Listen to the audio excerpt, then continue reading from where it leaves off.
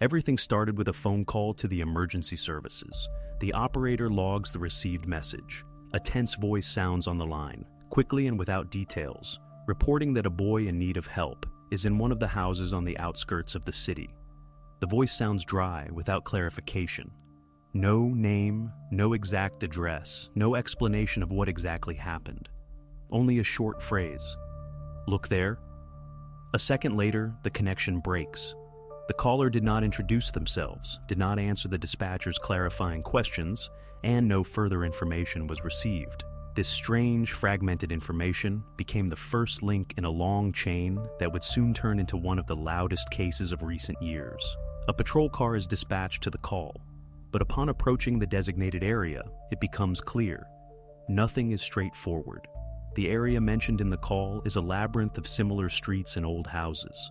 Many buildings here have long been abandoned. Some are rented out to tenants who change so often that neighbors have stopped paying attention to who exactly lives there. The police have neither an exact house number, nor the owner's surname, nor even a description of what it looks like. All they have is vague information about a house on the outskirts. In such circumstances, the officers are forced to act on guesswork. The patrol begins checking the streets. The car slowly moves between identical buildings. Officers get out, look into windows, knock on doors. The first attempts yield nothing.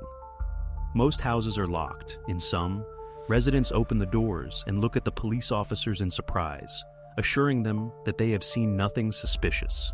Several houses look empty, windows boarded up, weeds growing behind the gate. More than half an hour passes before the officer's attention is drawn to a building on the corner of the block. The house looks unusual. The metal gate is not closed. One leaf is slightly ajar. Fresh shoe prints are visible near the gate, leading inside. There is no lock on the house door. It is also ajar. For the police, this becomes the first serious signal. Following instructions, they begin inspecting. They enter inside and immediately understand. The house is lived in, but the setting is strange. The living room greets them with complete disarray. Clothes lie on the sofa, uncleaned for several days. On the floor are empty bottles, food remnants and packages, some papers. In the corner stands an old wardrobe, its door slightly open, and clothes are piled in a heap. The kitchen makes no better impression, a whole mountain of dirty dishes in the sink, untouched plates with dinner remnants on the table. Everything indicates that people were here very recently, but left in a hurry, cleaning nothing. The officers cautiously move further. They check the corridor, look into a small bedroom. At first glance, it is empty, only an unmade bed and scattered belongings. But behind the door to the back room, they find what the call was made for. A boy lies on the floor. At first, he seems to show no signs of life, but checking his breathing shows he is alive. His condition is severe dehydration, pronounced exhaustion, almost complete lack of reaction. An ambulance is immediately called. According to protocol, the child is photographed, his condition is recorded, after which doctors promptly take him to the hospital. The officers remain on site. Their task now is to understand who this boy is and why he ended up in such a situation. The identification procedure is standard. Photos and a description of his features are sent to the missing persons database. The check takes several hours. The answer arrives in the evening, a 100% match. This is Diego Garcia, 12 years old. A report of his disappearance was filed 3 days ago. The family contacted the police almost immediately when he did not return home from school. Now the case takes on a completely different scale. The name is known, the circumstances are partially clear. But a new, much more serious task arises to find out who brought Diego to this house, why he was in such a state, and who is responsible for it. It is from this moment that the investigation enters a new level, and step by step will lead to names that no one in the city could have imagined. This is how the story begins, which will change perceptions of how close evil can be to those one implicitly trusts. After the boy's identity was established, investigators took the next standard step. This is a routine but mandatory procedure to send an official request to the school. There is nothing unusual about such requests. The administration provides the student's personal file, characteristics from teachers, information about academic performance, lists of participation in competitions and clubs. At first glance, these are dry, formal papers, but they provide insight into what the person was like before their name appeared in police reports. In Diego's case, Everything looked almost exemplary. His report card for the past several years showed consistently high grades. A separate folder contained copies of certificates and diplomas participation in district olympiads in literature, history, quizzes. The teacher's report noted that he was curious, quickly grasped material, and asked relevant questions. Reports signed by the class teacher included phrases such as actively participates in class life, disciplined, proactive. Even in lists of activities not directly related to academics, his surname appeared repeatedly. School concerts, preparation for city competitions, participation in volunteer actions. Such a number of mentions in itself formed the impression that the investigators were dealing not with a problematic teenager, but rather an exemplary student whom both teachers and parents were proud of. This documentary picture was reinforced by the words of those who knew him. At school, he was characterized as calm, diligent, and at the same time, very capable. In his personal file, compiled a year before his disappearance, it was emphasized that he was attentive, capable of working independently, and able to take responsibility. All these strokes combined to form a single portrait, an excellent student, without signs of trouble or problems. But precisely in this ideal picture lay the contradiction. The question arose, if we have before us an example for peers, then how did he end up at the epicenter of tragic events? Why did someone who followed all the rules find themselves in a situation that ended with a call to the police and medics? To get closer to the answer, investigators began to examine the next layer of documents. They studied reports on school olympiads, competitions, lists of curators and teachers who prepared students for competitions. And here, one pattern attracted attention. In almost all cases involving victories or prize-winning places, the name of the same mentor appeared next to his surname. This was Yulia Simonova, a literature teacher. In the materials at that stage, her figure looked impeccable. A person who had worked at the school for many years, had experience, and supported gifted students.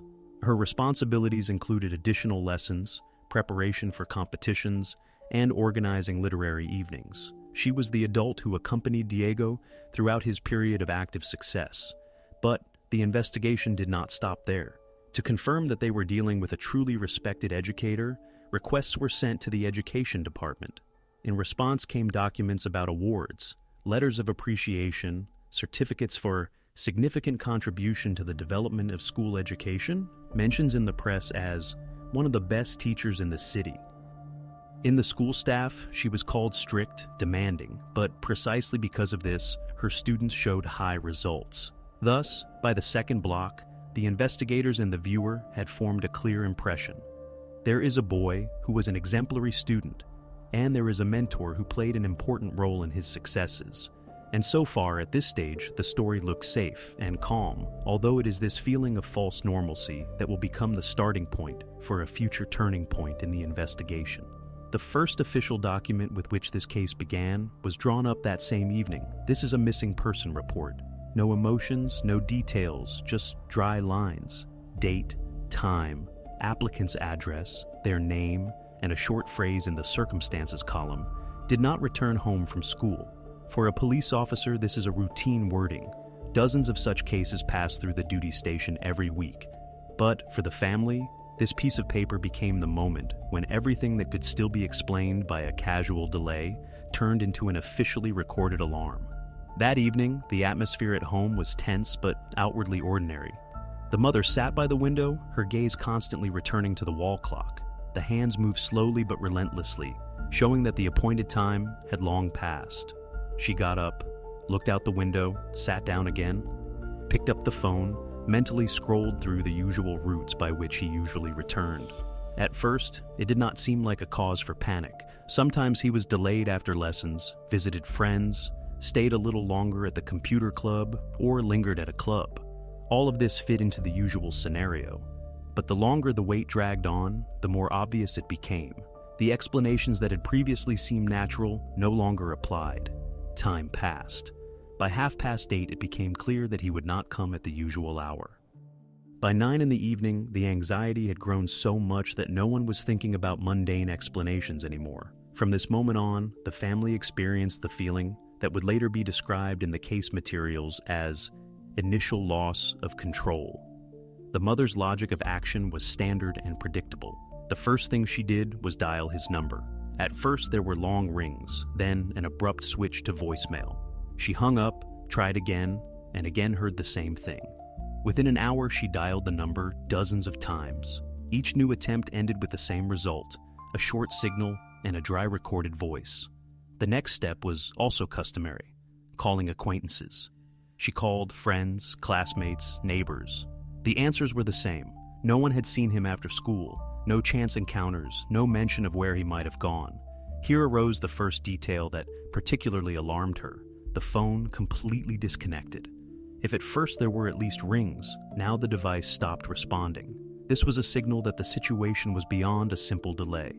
Acquaintances had no information, friends knew nothing. The phone was unreachable. The picture formed a disturbing puzzle that could not be explained away with trivialities. Panic increased with each minute. The mother walked around the apartment, looked out into the stairwell, returned to the window again. It seemed that any moment the doorbell would ring, and he would enter as if nothing had happened. But the door remained closed. This silence and emptiness became the heaviest witnesses of that night. Only closer to midnight, 4 hours after he was supposed to return, the family decided on a step that finally changed the status of the situation. At 23:30, the mother officially contacted the police. This waiting time is an important detail. People always procrastinate, believing that everything will resolve itself. But when the clock struck midnight, it became clear. A casual delay had long since escalated into something more. At the police station, the statement was accepted, processed according to standard procedure, and a missing persons case was opened. Now, everything went beyond personal anxiety. Official structures were activated: duty officers, alerts, notifications. From this moment on, the status was fixed. This was not just waiting and not domestic anxiety. This was an official investigation under unexplained circumstances. Thus, a domestic situation, which began with waiting by the window and calls to a mobile phone, turned into the first stage of a criminal case. The investigation was just beginning, and ahead was a long road of checking every version and every fact. Once an official case is opened, the police always start with checks that seem most obvious. First, social networks. Detectives scrolled through all accounts, checked recent chats, comments, and photos.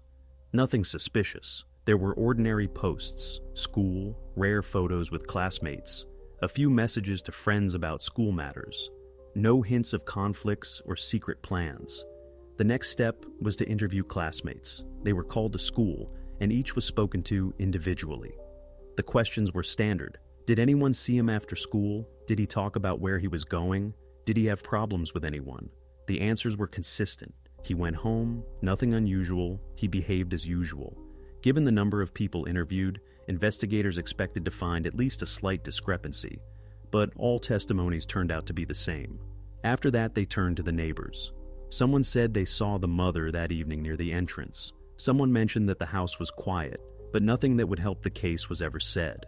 Even checking bus routes and nearby surveillance cameras yielded no results.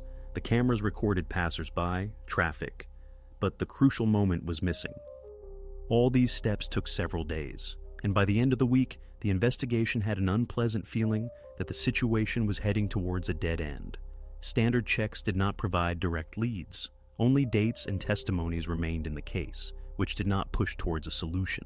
It is at such moments that experienced investigators return to the simplest thing, to words already spoken. It was decided to conduct repeat conversations with Diego's closest acquaintances. This is common practice. Sometimes during the second or third conversation, people recall details that initially seemed insignificant. During such a conversation, one of Diego's close friends unexpectedly mentioned something that immediately stood out from the other testimonies. He said that Diego often spoke of a secret friend, of someone who supposedly communicated with him separately, outside of school and home. At that moment, this detail seemed strange. No one had mentioned it before. The investigator clarified. Who was this friend? How did they communicate? Did they meet in reality? The friend admitted he didn't know. But he said that sometimes Diego would get things, small gifts, toys, books, sweets. When asked who gave them, Diego would just brush it off, saying, "It's from a friend," and not giving a name. For the investigation, this information was a real breakthrough. Until then, everything looked like a random disappearance without leads. And now there was a specific detail. Someone, unknown to either parents or acquaintances, was regularly contacting him. Moreover, the contact was so stable that it even involved gifts. Detectives recorded this detail as the first real piece of evidence. An entry appeared in the case file. Mention of an unknown person, referred to as a friend, presence of gifts of unclear origin. This became the starting point for a new stage of the investigation. Now the investigation had not just protocols and dry formulations, but the first anomaly that could be seized upon and developed further. It was from this moment that the case ceased to be formless. The police had a specific vector to find out who was hiding behind the image of the secret friend. When investigators reached the point where they needed to find the first serious lead, they acted according to standard protocol. In every such case, there are several proven versions that are always started with. First, attention is drawn to the digital footprint. This means checking all social networks, messengers, and correspondence. For operatives, it is important to understand whether Diego could have contacted someone outside through the internet. Gaming chats, social media pages, and private groups are checked. This takes several days because the amount of information is enormous, but here, everything turned out to be unexpectedly clean. Endless conversations about school assignments, discussions about football, correspondence with friends. No suspicious adults, no strange messages. After that, the investigation switched to the next standard version. The police check religious or semi-closed communities that sometimes attract teenagers. Operatives contact registration authorities, retrieve lists of clubs, Sunday schools, and youth organizations. They compare surnames, attendance, and participants. But here too, nothing. All groups turn out to be legal and open. No connection to Diego's disappearance is apparent. The third version is criminal. Usually, these are people with criminal records or under supervision. In such cases, operatives receive lists of those recently released, who live in the area, and who may pose a threat. Several addresses are worked on by the Criminal Investigation Department. Officers interview neighbors and check alibis. But the results are the same. Each of these people had a confirmed location at the time of the disappearance, and no connection with Diego was found. 2 weeks are spent on these actions.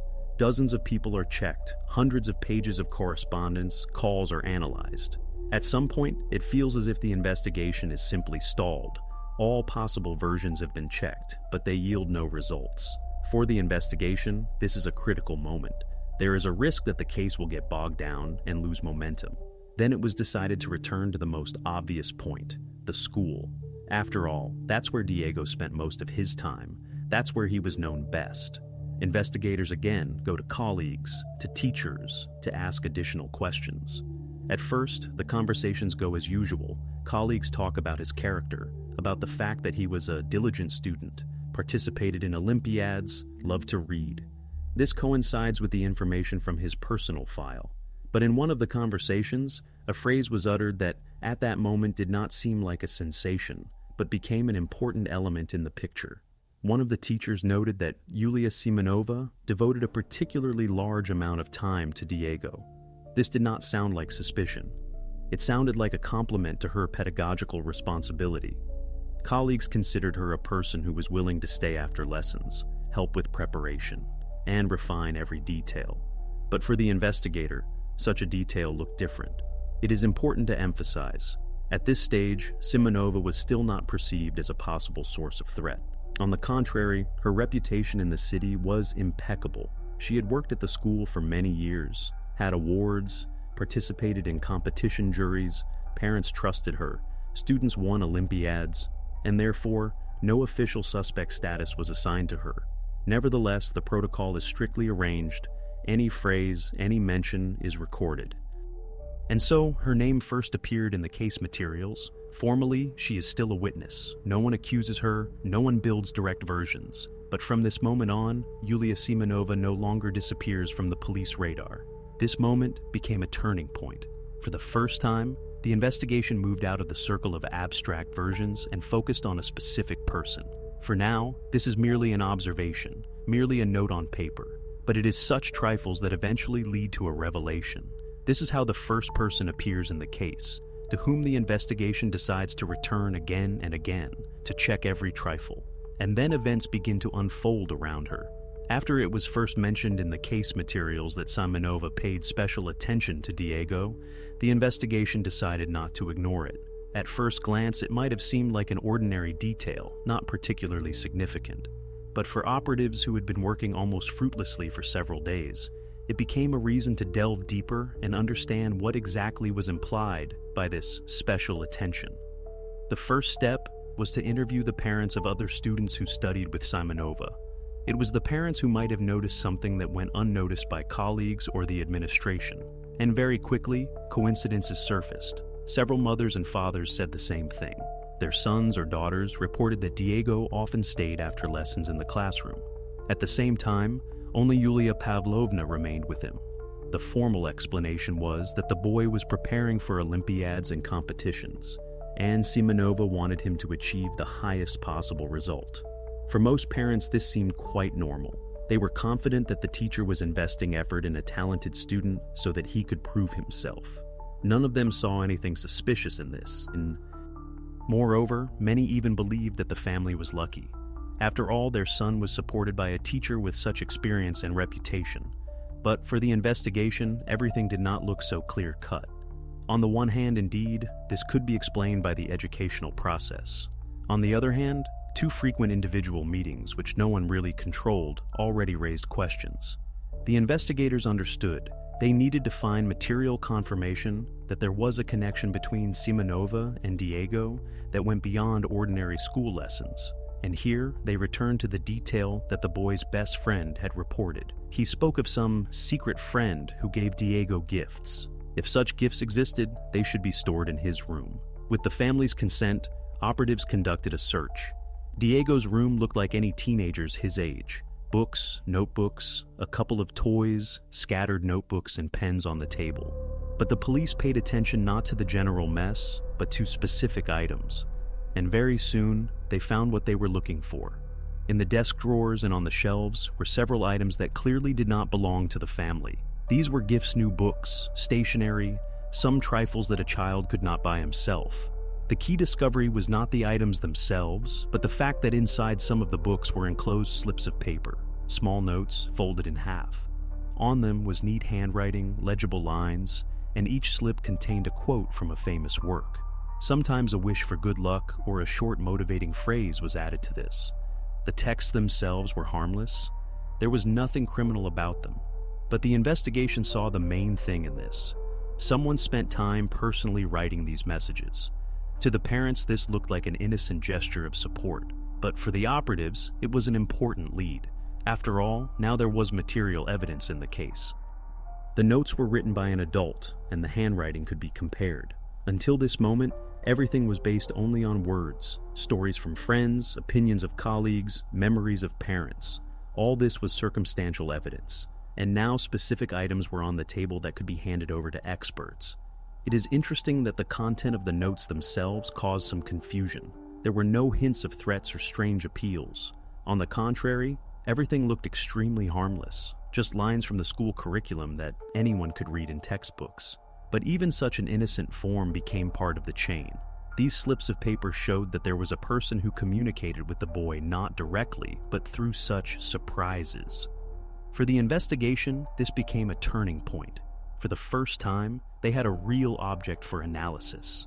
And now, the task was obvious: to compare the found handwriting with samples that could be obtained from Simonova. After all, her name had already been mentioned in the conversation as a teacher who paid too much attention to the boy. Thus, what began as a simple observation about her special attitude gradually turned into a concrete lead. Now, it was not just a guess, but a direction in which to move further. And it was these notes that became the basis for proceeding to an examination that could confirm or refute Simonova's involvement. For the first time, the investigation received a real point of support that could take the case to a new level. When the first real evidence appeared in the case, and the investigation finally had a reason to expand the scope of checks, it was time for a full interrogation of Yulia Simonova. This was no longer a moment when she was treated as an ordinary witness. Rather, it looked like a serious attempt to understand whether she could be connected to Diego's disappearance. The fact of being summoned to the police station surprised no one. This is how everyone who might have had contact with the missing person is treated. But for Simonova herself, judging by her behavior, it was a formality. She entered the office without the slightest sign of nervousness. No haste in her movements, no attempt to distract herself with trifles, no gestures common to many people, such as hiding her hands or lowering her gaze. She held herself straight, looked at the investigators calmly, and answered without unnecessary pauses. Her voice was confident, with the usual intonation of a teacher who has been giving lessons for many years and is accustomed to holding the audience's attention. It gave the impression that they were facing a person who saw no reason to worry. Her very first answer was simple and predictable. She allegedly spent the entire evening at home. She checked notebooks, prepared materials for the next lesson, and engaged in her usual routine. No unusual details, everything within the ordinary, as is characteristic of people in her profession. To an outsider, this sounded maximally plausible. Moreover, her tone gave the impression that she herself was confident that no one would question her words. But the investigation had long developed a habit of not trusting words without confirmation. Any alibi, even the most logical, is always checked. And while Simonova calmly spoke about her homework, analysts simultaneously began to retrieve technical data. First and foremost, this was information from the cellular operator. Phone signals, call history, geolocation. Such data is objective and excludes the possibility of manipulation by the suspect themselves. It was here that the turning point occurred. According to the cellular company's logs, her phone was not near her home that very night. Moreover, the device's movements indicated that she had traveled to another part of the city. The coordinates were fixed by several base stations simultaneously, which completely ruled out the possibility of a technical error. This data was accurate and unambiguous. Her alibi did not match reality. For the investigators, this was the first serious contradiction in the case. Up to this point, Simonova had appeared impeccable, a respected teacher, dozens of commendations, a reputation as a strict and fair mentor. But now the situation had changed. Verbally, she claimed one thing, but technology showed something completely different. In such cases, a conclusion is quickly drawn. If a person hides details, it means there is something to hide. A short entry appeared in the protocol. Alibi not confirmed. The phrase sounds dry, but for the investigation, it had colossal significance. This entry changed the entire context of the interrogation. Simonova was still listed as a witness in the case, but her words were no longer reliable. Moreover, investigators began to consider her a figure who needed to be observed especially closely. And although formally her status remained the same, within the investigation group, the attitude towards her changed dramatically. Now, she was not just a respected teacher with a good name, but a person caught in deliberately misleading the police. It was from this moment that she ceased to be background and became a key figure, around whom new theories began to be built. The interrogation, conceived as a formal conversation, turned into a stage after which the investigation took a new direction. Next in line was the analysis of her social circle, trips, personal habits, and financial details. All of this was supposed to provide an answer as to why she decided to conceal her real actions that evening. And this step opened a new chapter in the investigation, where Simonova first began to appear not as a witness, but as a potential participant in the events. The story with the notes remained one of the most ambiguous parts of the case. At first glance, they were ordinary scraps of paper with quotes from classics, lines of poetry, and short instructions, which could easily be attributed to a teacher's habit of motivating her students. But it was these slips of paper that became the very element the investigation decided to latch on to, as they could provide a direct link between Diego's disappearance and a specific person. The papers were immediately seized and sent for examination, understanding that even minor coincidences could turn the tide of the entire case. The work of a handwriting expert is not a quick process. The specialist must examine every detail, the slant of letters, recurring elements in the handwriting, the length of strokes, the pressure, the breaks in lines. It resembles jewelry work, where an ordinary person sees just letters. An expert finds patterns that reveal the author's identity.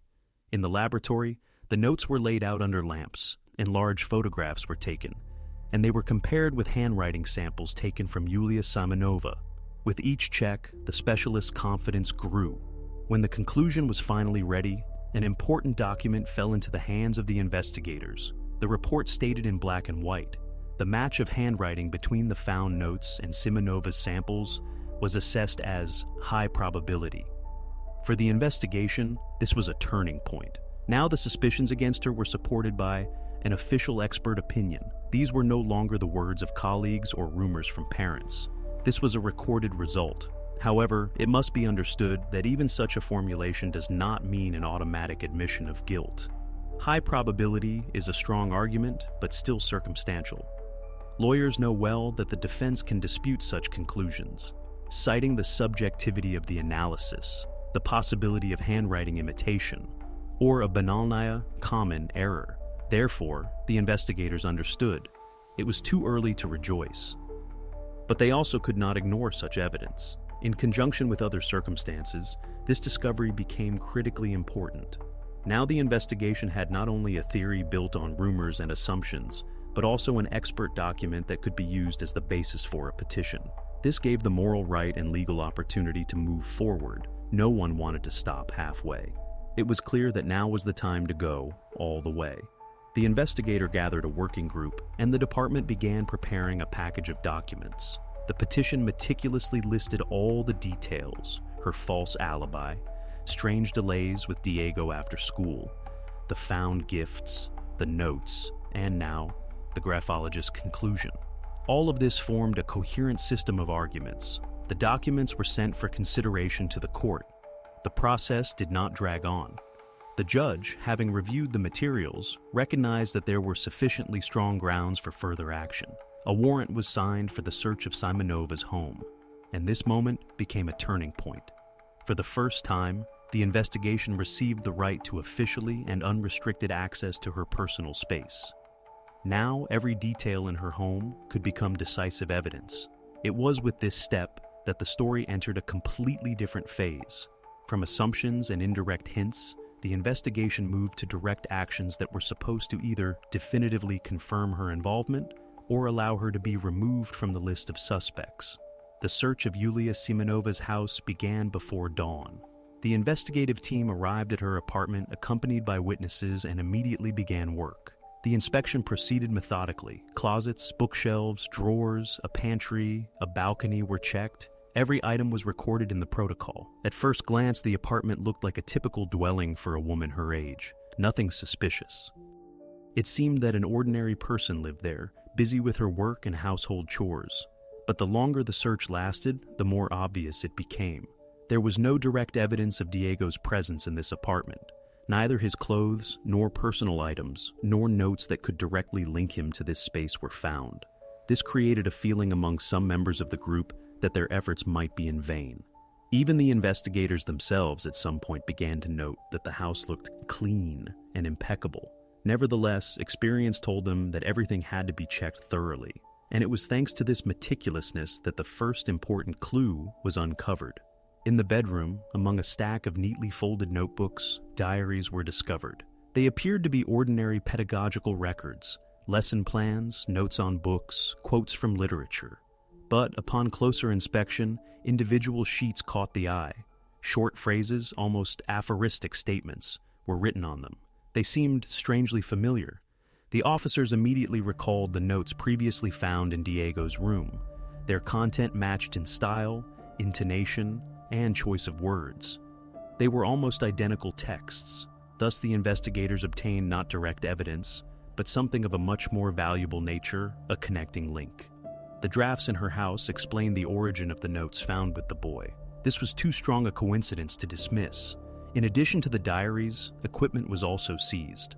A home computer, several flash drives, an old laptop. All of this was sent for examination.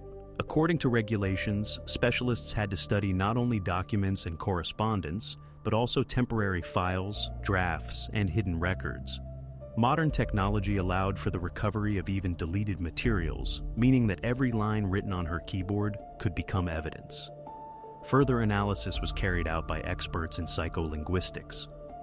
Their task was not simply to confirm the handwriting. The graphologists had already done that, establishing a high probability of a match. Here, The focus was on the content, the style, the subtext. Specialists carefully read each phrase, paid attention to repetitions, sentence structure, and characteristic errors. All of this allowed them to create a psychological profile of the author. The conclusion proved to be eloquent.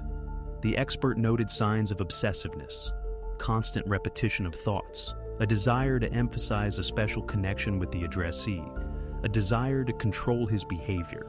The texts had the character of obsession. At the same time, there were no rude expressions or direct threats. Everything looked cultured, even refined quotes from classics, literary turns of phrase. But beneath this outward shell, a need to keep the person close by any means was evident. This became the key to understanding the motive. Now the investigation had a comprehensive set of evidence. First, the alibi Simonova presented during the interrogation was not confirmed. Her phone was in another location. Second, handwriting analysis established a match with the notes. Third, drafts of these same texts were found in her home. Fourth, psycholinguistic analysis revealed a motive indicating personal attachment and a desire for control. The totality of this data made it possible to formally change her status. Up to this point, she had been listed as a witness and could claim a misunderstanding. Now, however, there was no longer any room for doubt. An entry appeared in the case. Status changed to suspect. This decision was not just a formality. It meant that from now on, every step she took would be viewed through the prism of guilt, and that the investigation had entered a harsher phase. Yulia Simonova ceased to be an outsider in the story. Now she officially became the central figure of the investigation, the person against whom an evidentiary base was being collected. It was from this moment that the case acquired a new scope. A picture pointing to a specific person was emerging from disparate details. And this transition paved the way for the next stage, a direct confrontation with the accusation, where each new piece of evidence would either strengthen or definitively destroy her defense. When investigators began a thorough analysis of the seized equipment, they expected to find something more concrete: photos, documents, perhaps correspondence that could shed light on the motives. In the first few hours, nothing suspicious was found. But after several days of routine checks, cyber police officers noticed a chain of emails stored in an archived mail folder. These messages immediately stood out. The communication style was tense, emotional, and, most importantly, they were addressed not to a random person, but to a man with whom Simonova maintained regular contact. In one of the letters, she writes that the situation with one student is getting out of control. In another, that she has to use methods to keep him in line. To an outsider, this looked ambiguous. One might think it was about ordinary pedagogical difficulties, but against the backdrop of Diego's disappearance, such wording appeared threatening. The investigation became alarmed. It was at this moment that a new theory emerged in the case files. Simonova might not have acted alone. If there was an accomplice, this would explain many gaps in her behavior and inconsistencies in her testimony. For example, the fact that her phone was recorded in one place, while actions presumably related to Diego's disappearance took place in another. The theory of an accomplice seemed not only plausible, but also very dangerous. It could mean that several adults were involved in the case. The police quickly identified the man from the correspondence. He turned out to be a colleague, a teacher from a neighboring school. In his duties, he often crossed paths with Simonova at methodical meetings and conferences. At first glance, this explained friendly and professional communication. But the suspicious letters did not allow for merely a superficial check. He was called in for questioning. That day he came to the department without resistance. He behaved calmly, spoke measuredly, and, noticeably, showed no nervousness. He explained that he was not discussing Diego in the letters at all, but a completely different teenager, his own student, who caused him many disciplinary problems. To corroborate his words, he provided school reports, character references, and correspondence with the teenager's parents. All documents were dated the same time as the letters with Simonova. Investigators checked every detail. It was important not to miss even the smallest detail that could indicate his involvement. His schedule matched the specified times in the documents, and calls from his phone confirmed that he was indeed at work or at home during the key events. In addition, neighbors and colleagues confirmed his presence. To definitively clear up any doubts, specialists conducted a technical examination of the correspondence. They established that messages from his side contained no hidden codes or hints. Everything looked exactly as he described during the interrogation work complaints, discussion of methods, and exchange of experience. After several days of checking, it became clear the theory of his involvement did not stand up to any criticism. But the most painful part lay elsewhere. While the investigation was pursuing this line, collecting certificates and establishing timelines, time was passing. Every new hour of waiting intensified the family's despair, and the police still had no answer to the main question. Where was Diego? This error not only drained resources but also psychologically pressured the investigators. An official conclusion appeared in the case files. The involvement of the indicated person in the incident is not confirmed. The officers were forced to admit this was a false lead. The man was excluded from the list of those being checked. All attention once again focused on Yulia Simonova. Now her figure became central. Unlike other theories which were gradually being discarded, she continued to remain at the epicenter of all contradictions, and her behavior increasingly seemed non-random. This episode clearly showed the audience the true cost of errors in a real investigation. False turns are part of any police work, but even through dead ends and time loss, the investigation still returns to where all the clues converge. And in this story, all threads relentlessly led back to one woman who for many years managed to create the impression of an impeccable teacher, but now, step by step, found herself at the center of suspicion. When the investigation already had the first serious evidence in handwriting, notes, drafts, unconfirmed alibi, all of this formed a convincing picture. But experienced investigators understood. This was not enough for a full indictment. It was important not only to show the suspect's connection to the current case, but also to understand whether her behavior was accidental or the result of a systemic, long-standing pattern. That is why it was decided to expand the investigation and retrieve documents that, at first glance, might seem secondary. The request included all school archives related to Yulia Simonova's work for more than 2 decades. This is not a quick process. Imagine hundreds of folders, heavy, dusty, with faded covers, lying in the archive for years. There were character references, pedagogical reports, meeting minutes, academic performance journals, parental complaints, and lists of awards. Each one had to be examined because any small document could turn out to be the missing link. Investigators understood if in the past someone had already noted her unusual behavior, it would become an important brick in building the overall theory. The work proceeded slowly. Day after day, the investigators' assistants flipped through these materials. In the first folders, nothing suspicious was found. There was everything they expected to see: commendations for preparing school children for Olympiads, protocols noting her ability to organize discipline, service records that unanimously spoke of her responsibility and diligence. All of this seemed to confirm her impeccable reputation. And if the archive search had ended at this stage, Simonova would have appeared almost as a model teacher. But after several days, the situation changed. In one of the folders, dated to the early 2010s, a document caught the eye that sharply stood out from the rest. It was a complaint from a student's parent. The text was written dryly, without emotion, but its essence hit the mark. It stated that the teacher paid excessive attention to a specific student. The phrase obsessive attention seemed like a diplomatic way to describe a situation that clearly went beyond ordinary pedagogical care. This document became a turning point for the investigators. It showed that similar suspicions had arisen not for the first time. Moreover, the very structure of the complaint almost mirrored the current situation. Delays after lessons, separate conversations without parental presence, invitations to additional classes. All of this was written in a document 10 years before Diego's disappearance. Further investigation showed that the matter never developed at that time. The archive contained a resolution from the school principal: no grounds for disciplinary action. That is, the administration perhaps decided not to damage the reputation of a teacher who at that time already had weight in the city. Perhaps the gratitude of other students' parents also played a role, as her classes consistently showed high results. But the outcome was the same. The alarming signal was ignored. Simonova continued to work, and the situation was hushed up. Now, the investigation saw it differently. From their point of view, the found complaint was not an isolated incident, but confirmation of a stable behavioral pattern. For the first time, they had the opportunity to view her actions not as a sudden breakdown or accident, but as a continuation of a familiar pattern that she had demonstrated for years.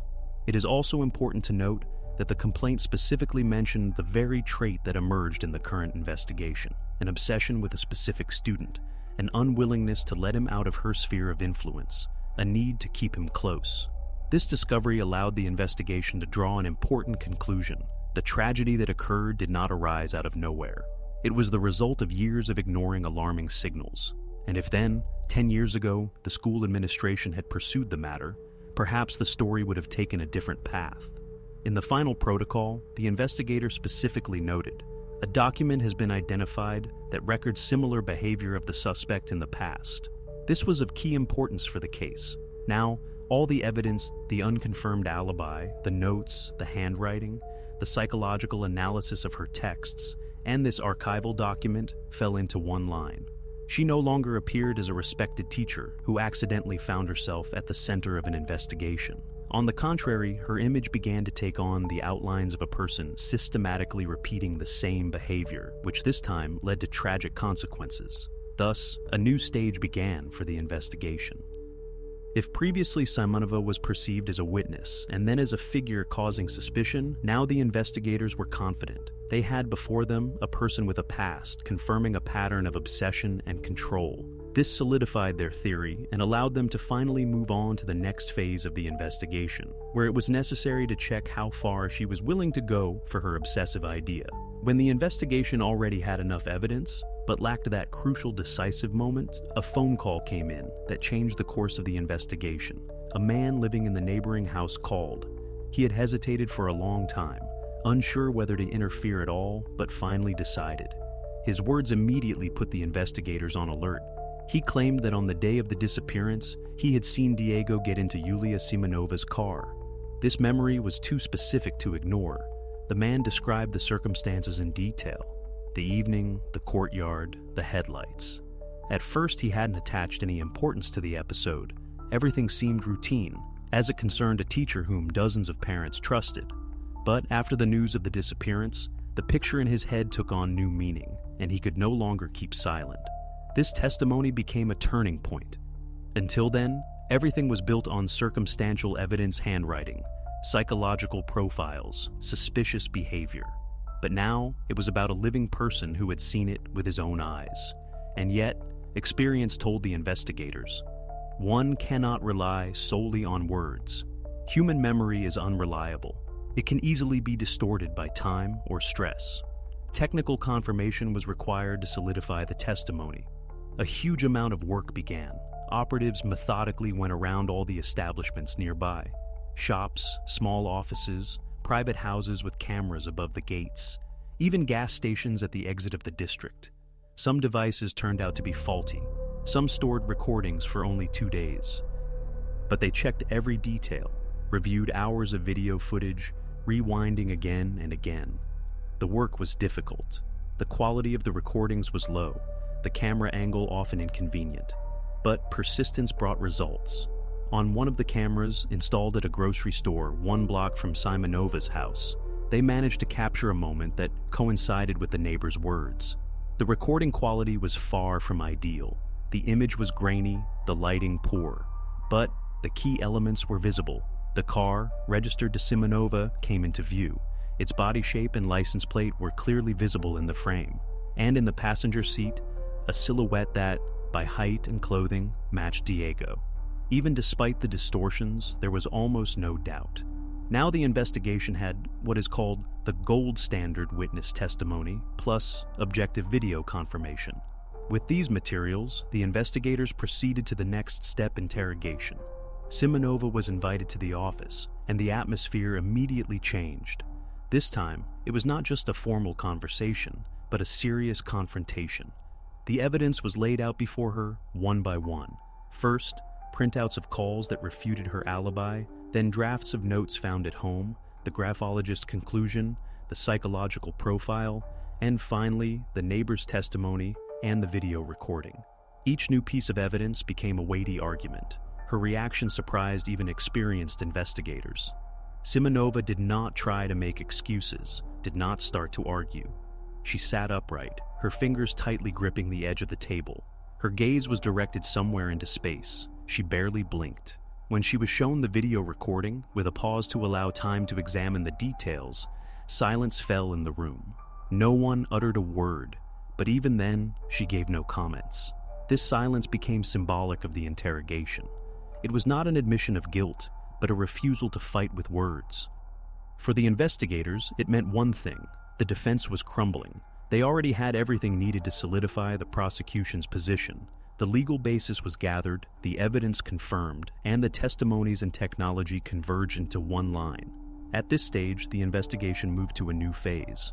Now the case ceased to be a collection of disparate facts. Everything was forming into a coherent picture that could be presented in court. The investigators were no longer looking for confirmation of her involvement. They were preparing to bring the case to a conclusion. Simonova's silence became the final boundary. Now, she was not just a suspect, but the main object of the accusation, and the process officially entered its decisive phase. When an investigation reaches a point where direct evidence becomes too scarce, investigators do what they do best. They return to old materials, meticulously and attentively reviewing every fragment that the entire department has seen dozens of times already. That's what happened here. It seemed they already had everything. The testimony of a witness who claimed to have seen Diego near Simonova's car, and a video recording from a camera at a grocery store. But this still remained an indirect set of data, and in a case of this magnitude, indirect coincidences are not enough. A detail was needed that could be seized upon, something not subject to any interpretation. The video recording was sent to the forensics center. Specialists there not only reviewed the footage but also used sophisticated software, filters to remove digital noise, tools for image stabilization, programs for frame-by-frame reconstruction. They spent hours poring over this recording, studying literally every second, searching for what had escaped the attention of the operatives in the first few days. This work is difficult and painstaking. The result is not guaranteed, and often after days of analysis, it turns out that nothing new has been found. But it is precisely thanks to this routine that barely noticeable details can be brought out of the shadows. So, it was this time. One of the experts noticed a strange glow on the car body in the frame. At first, they thought it was just a reflection of a street lamp or a camera defect. But when the image was magnified and run through stabilization filters several times, it became clear. It was not a defect at all. A small sticker was clearly distinguishable on the metallic surface. It was tiny, barely visible under the streetlights, but at the right angle, the logo appeared distinctly. This discovery immediately changed the tone of the investigation. The sticker turned out not to be a random store decal, but a symbol. Upon closer inspection, it became clear. It was the logo of a local company that serviced closed residential complexes and warehouse territories. Such stickers were not applied to all cars. They were something like a pass, allowing entry to guarded facilities. That is, it was not just a drawing, but a specific identifier. The investigation made an official request to this company. The answer came quickly. Simonova was indeed listed in their database. Her name appeared on the list of owners of one of the properties located outside the city.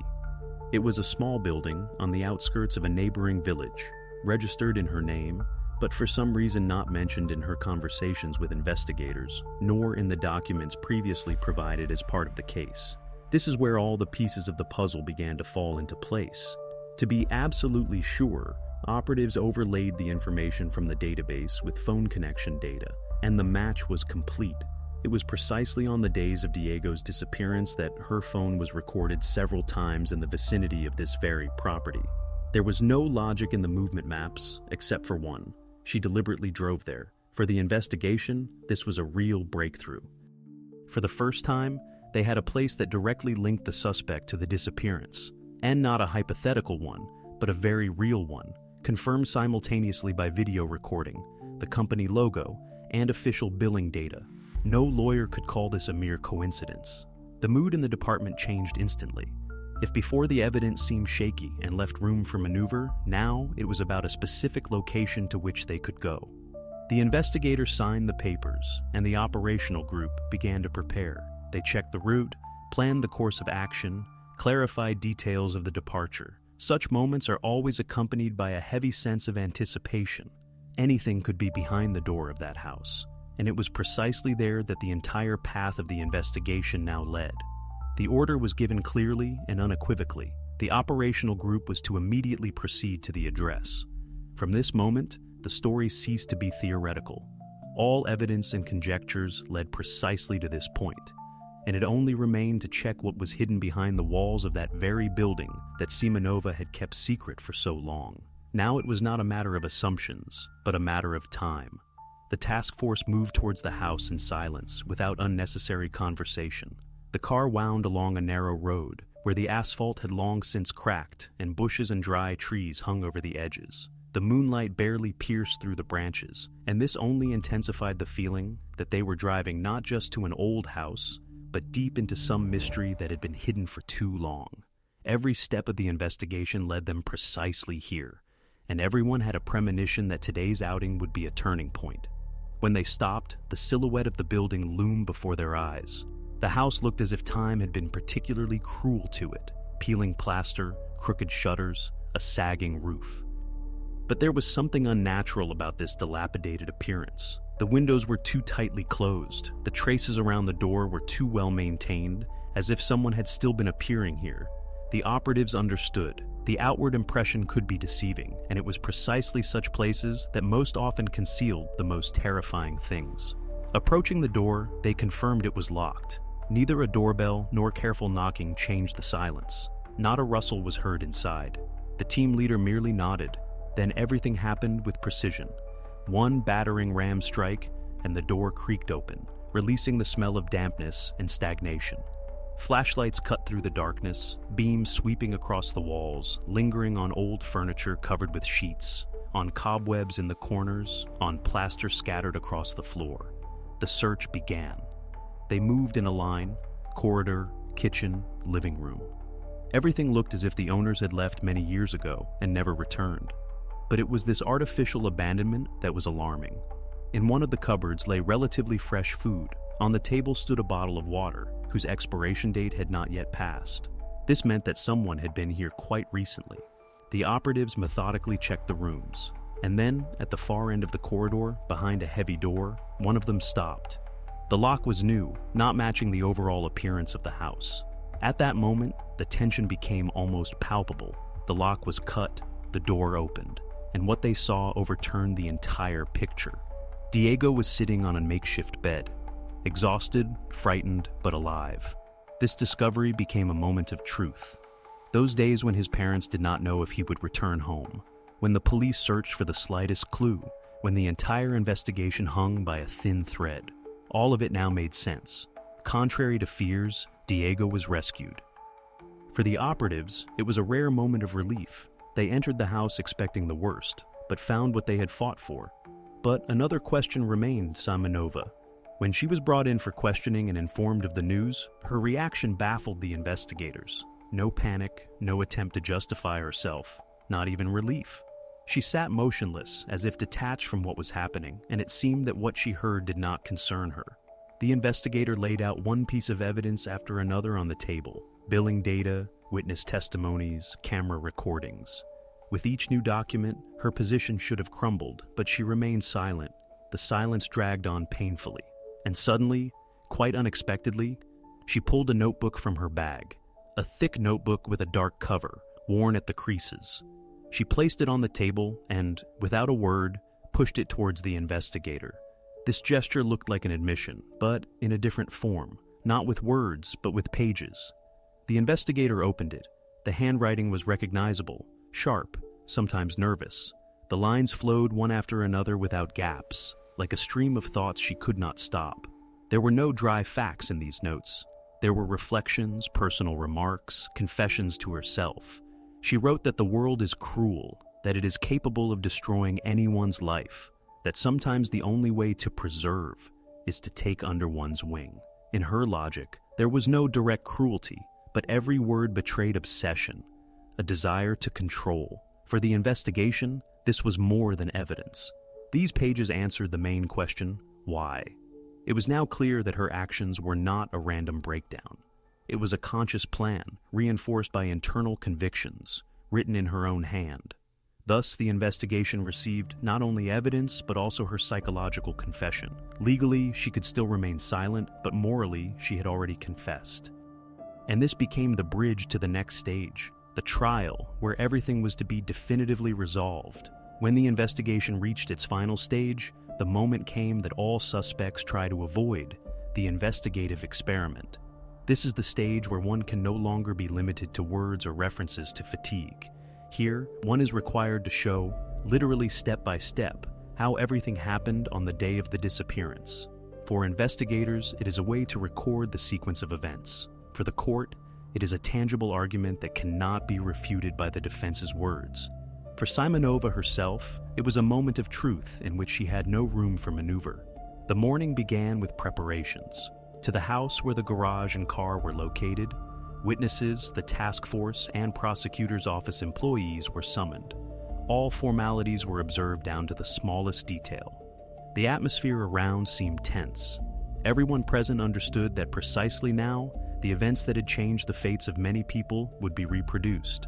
Simonova was brought out of the isolation ward. She maintained her usual composure, no superfluous words, no superfluous gestures. But attentive gazes recorded her every reaction. The first stage of the experiment concerned the moment she took Diego. The investigator asked her to reproduce everything as it was. She approached the car, opened the passenger side door, and showed where he sat. Her movements were calm, even mechanical, as if she had rehearsed them beforehand. But it was precisely this demonstration that made everything even more disturbing. There was no struggle, no resistance, no signs of coercion.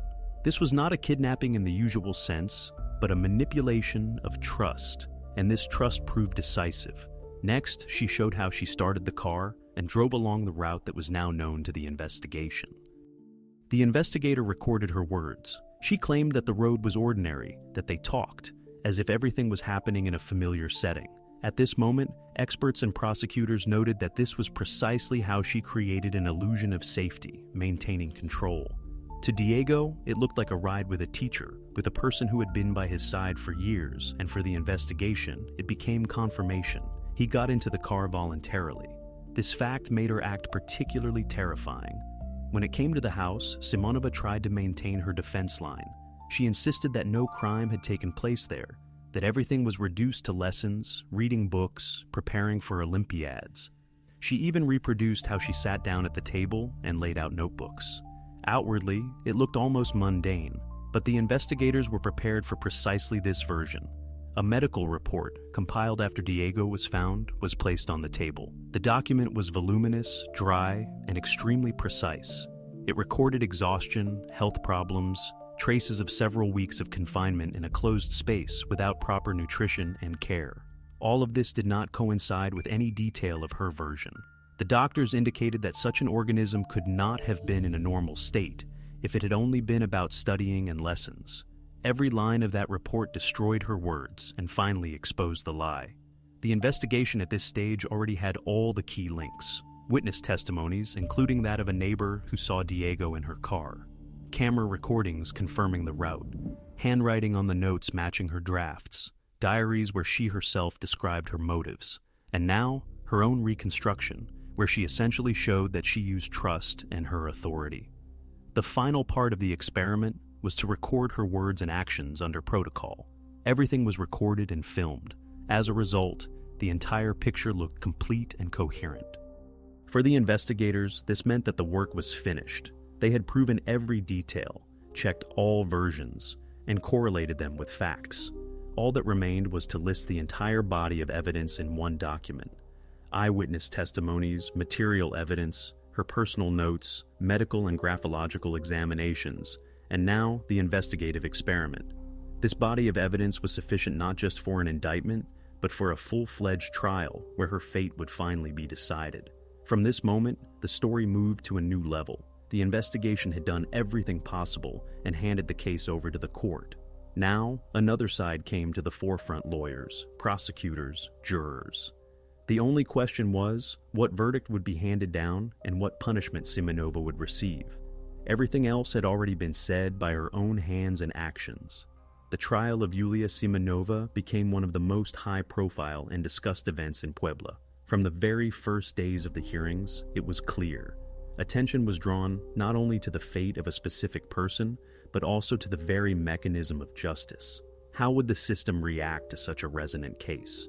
Could the judges and the investigation withstand the unprecedented pressure from public opinion, the press, and the defense itself?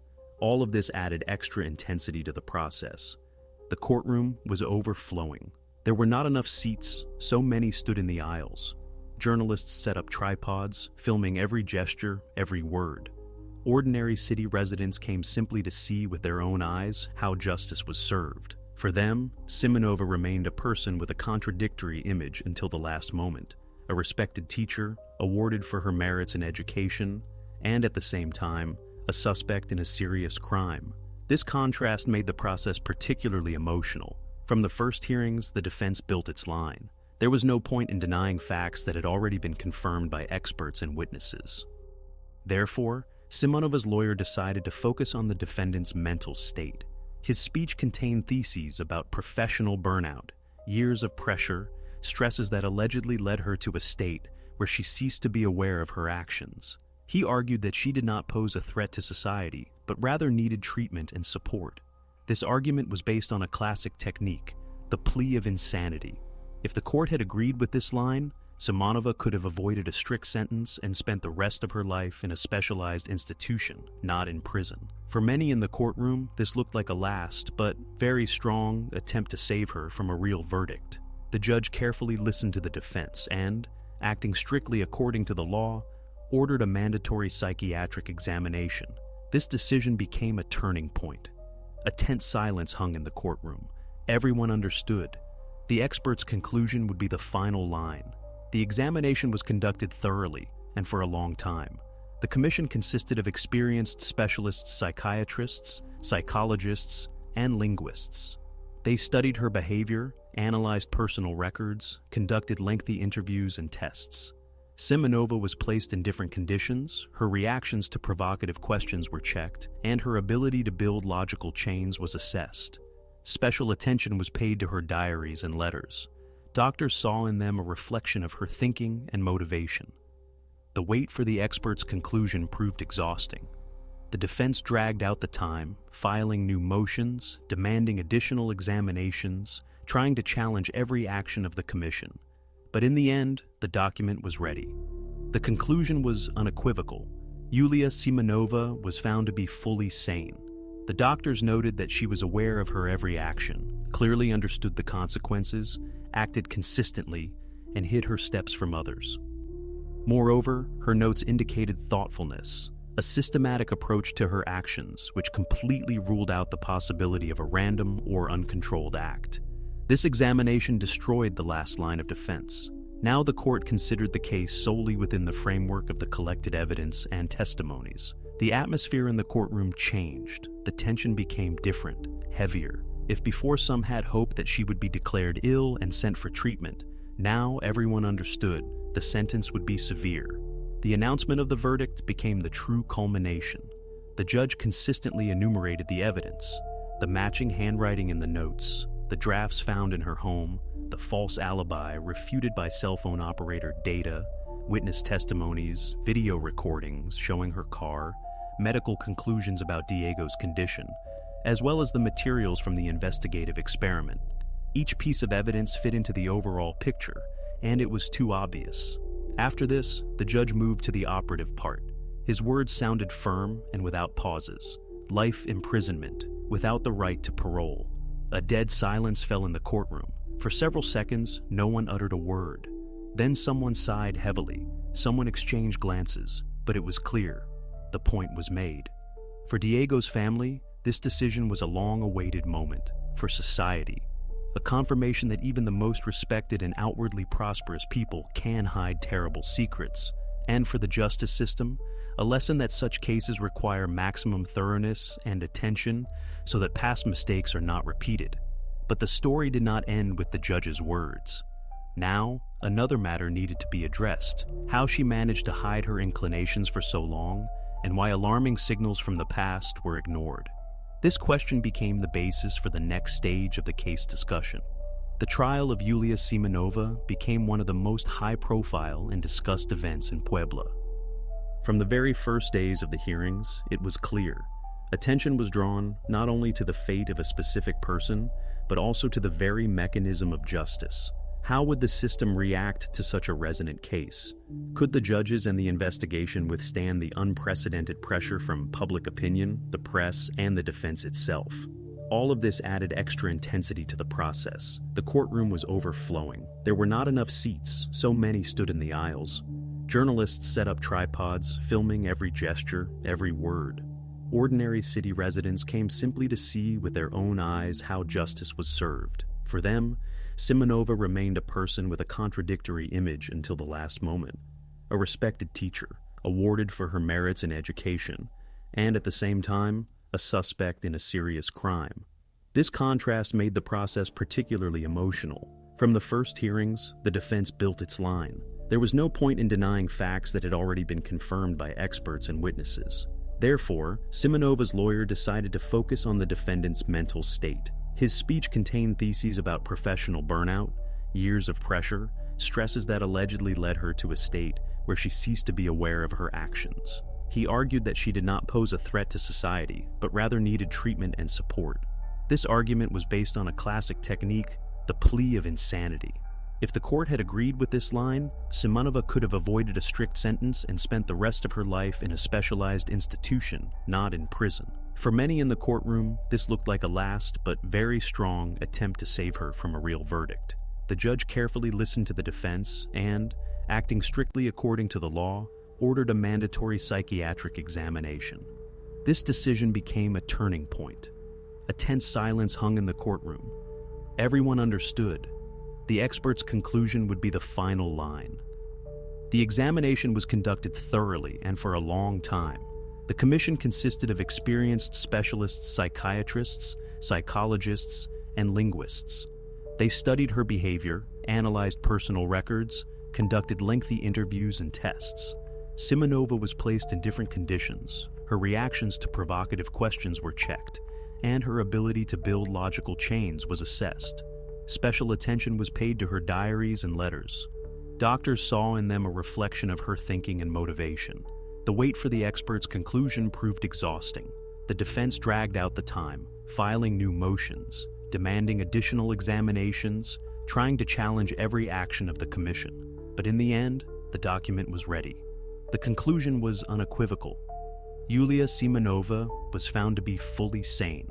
The doctors noted that she was aware of her every action, clearly understood the consequences, acted consistently, and hid her steps from others.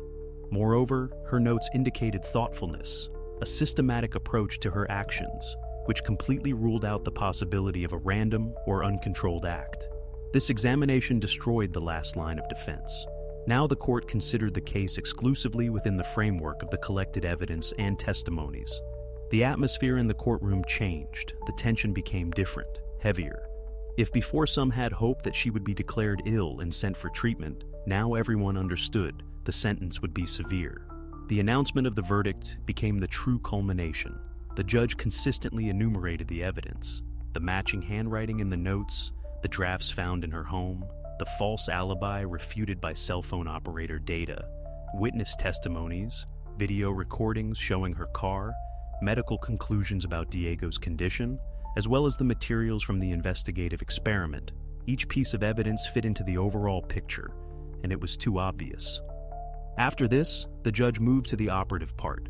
His words sounded firm and without pauses. Life imprisonment, without the right to parole. A dead silence fell in the courtroom. For several seconds, no one uttered a word. Then someone sighed heavily. Someone exchanged glances. But it was clear. The point was made.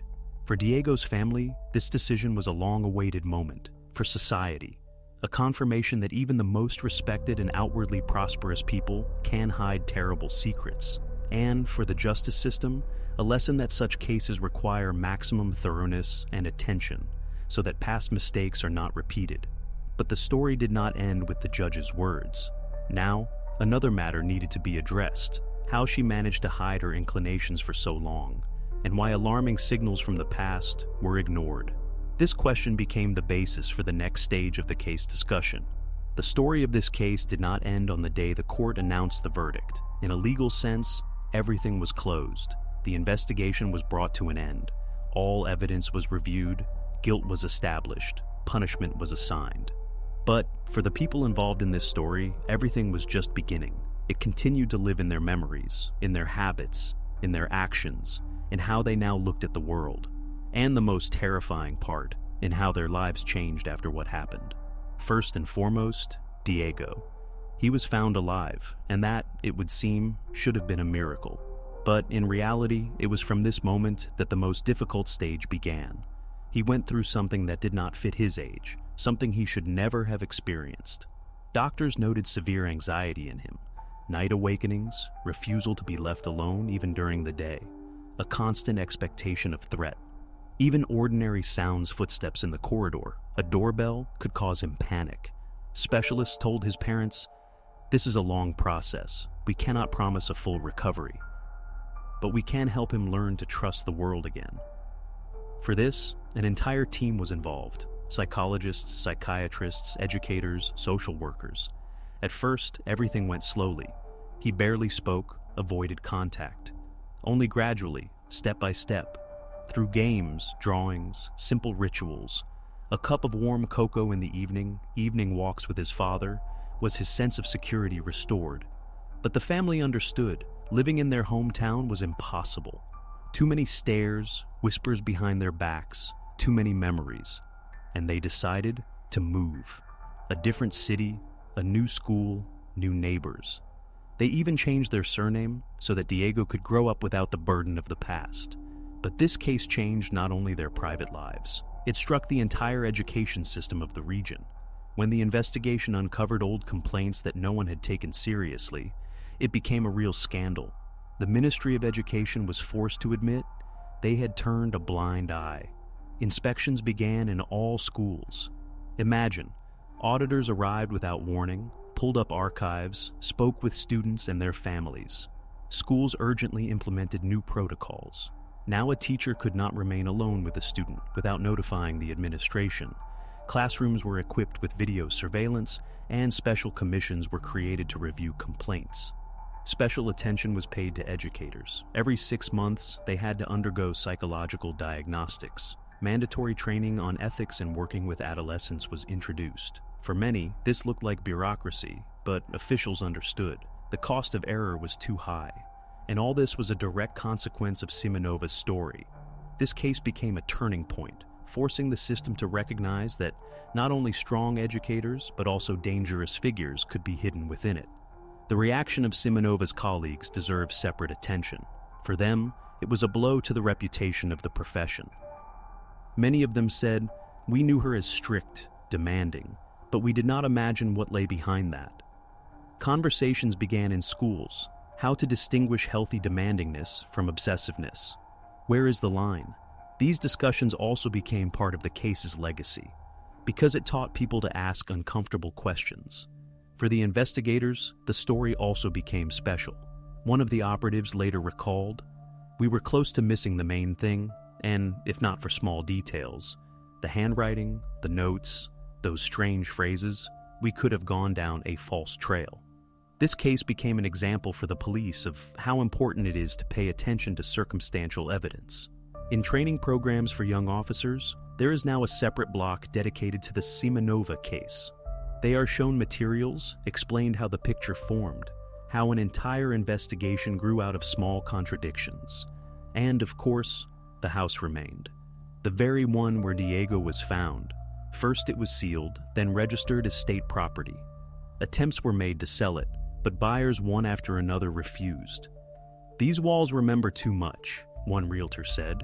Local residents tried to avoid the street, and teenagers from the surrounding area made up scary stories, as if footsteps could be heard there at night. Gradually, the house became a symbol. Abandoned, with peeling paint on its walls, with an overgrown garden, it stood as a silent reproach. Its presence reminded, evil can hide behind the most ordinary facades. Ultimately, the legacy of the Simenova case proved to be multi-layered. For Diego's family, it is an eternal scar and an attempt to survive after what they experienced. For the city of Puebla, the necessity of changing rules so that something similar does not happen again. For the education system, a lesson that no reputation should be above suspicion. For investigators, proof that attention to detail saves lives. And for everyone else, a cautionary tale. Because such cases show, something terrifying can be hiding nearby, behind the door of a familiar house, in the face of a person who is trusted. And perhaps this knowledge is the main legacy of this story. It lives longer than any verdict, longer than an empty house, longer than official documents. It remains in memory so that what happened does not happen again. As the police officers opened the door of house number 5 on Reventulentia, 3 bodies awaited them inside. A man in the hallway, a woman in the kitchen, a child in his bedroom. The door was locked from the inside. No signs of forced entry, no signs of a struggle. Only perfect order, and the perfect murder. This scene immediately presented everyone with a riddle. From the outside, the house looked as if the residents would return from a walk at any moment. A carefully cleared path, traces of small boots in the snow, a snowman with a carrot nose in the yard. Soft lights glowed in the windows, creating a feeling of coziness. But inside, there was a silence that could no longer be called homely. It was the emptiness after a tragedy. The first person the officers found was Antti Heikkinen. His body lay in the hallway, next to the shoe rack and the coat stand, where the family's winter jackets still hung.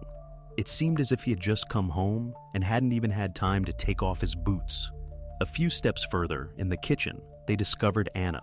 Cups were on the table, one of them overturned, and a coffee stain spread across the tablecloth. Everything looked as if a conversation or dinner had been interrupted by a stranger, suddenly and without warning. The most terrible thing was what awaited upstairs. In the children's room, among toys and colorful drawings on the walls, lay little Mika.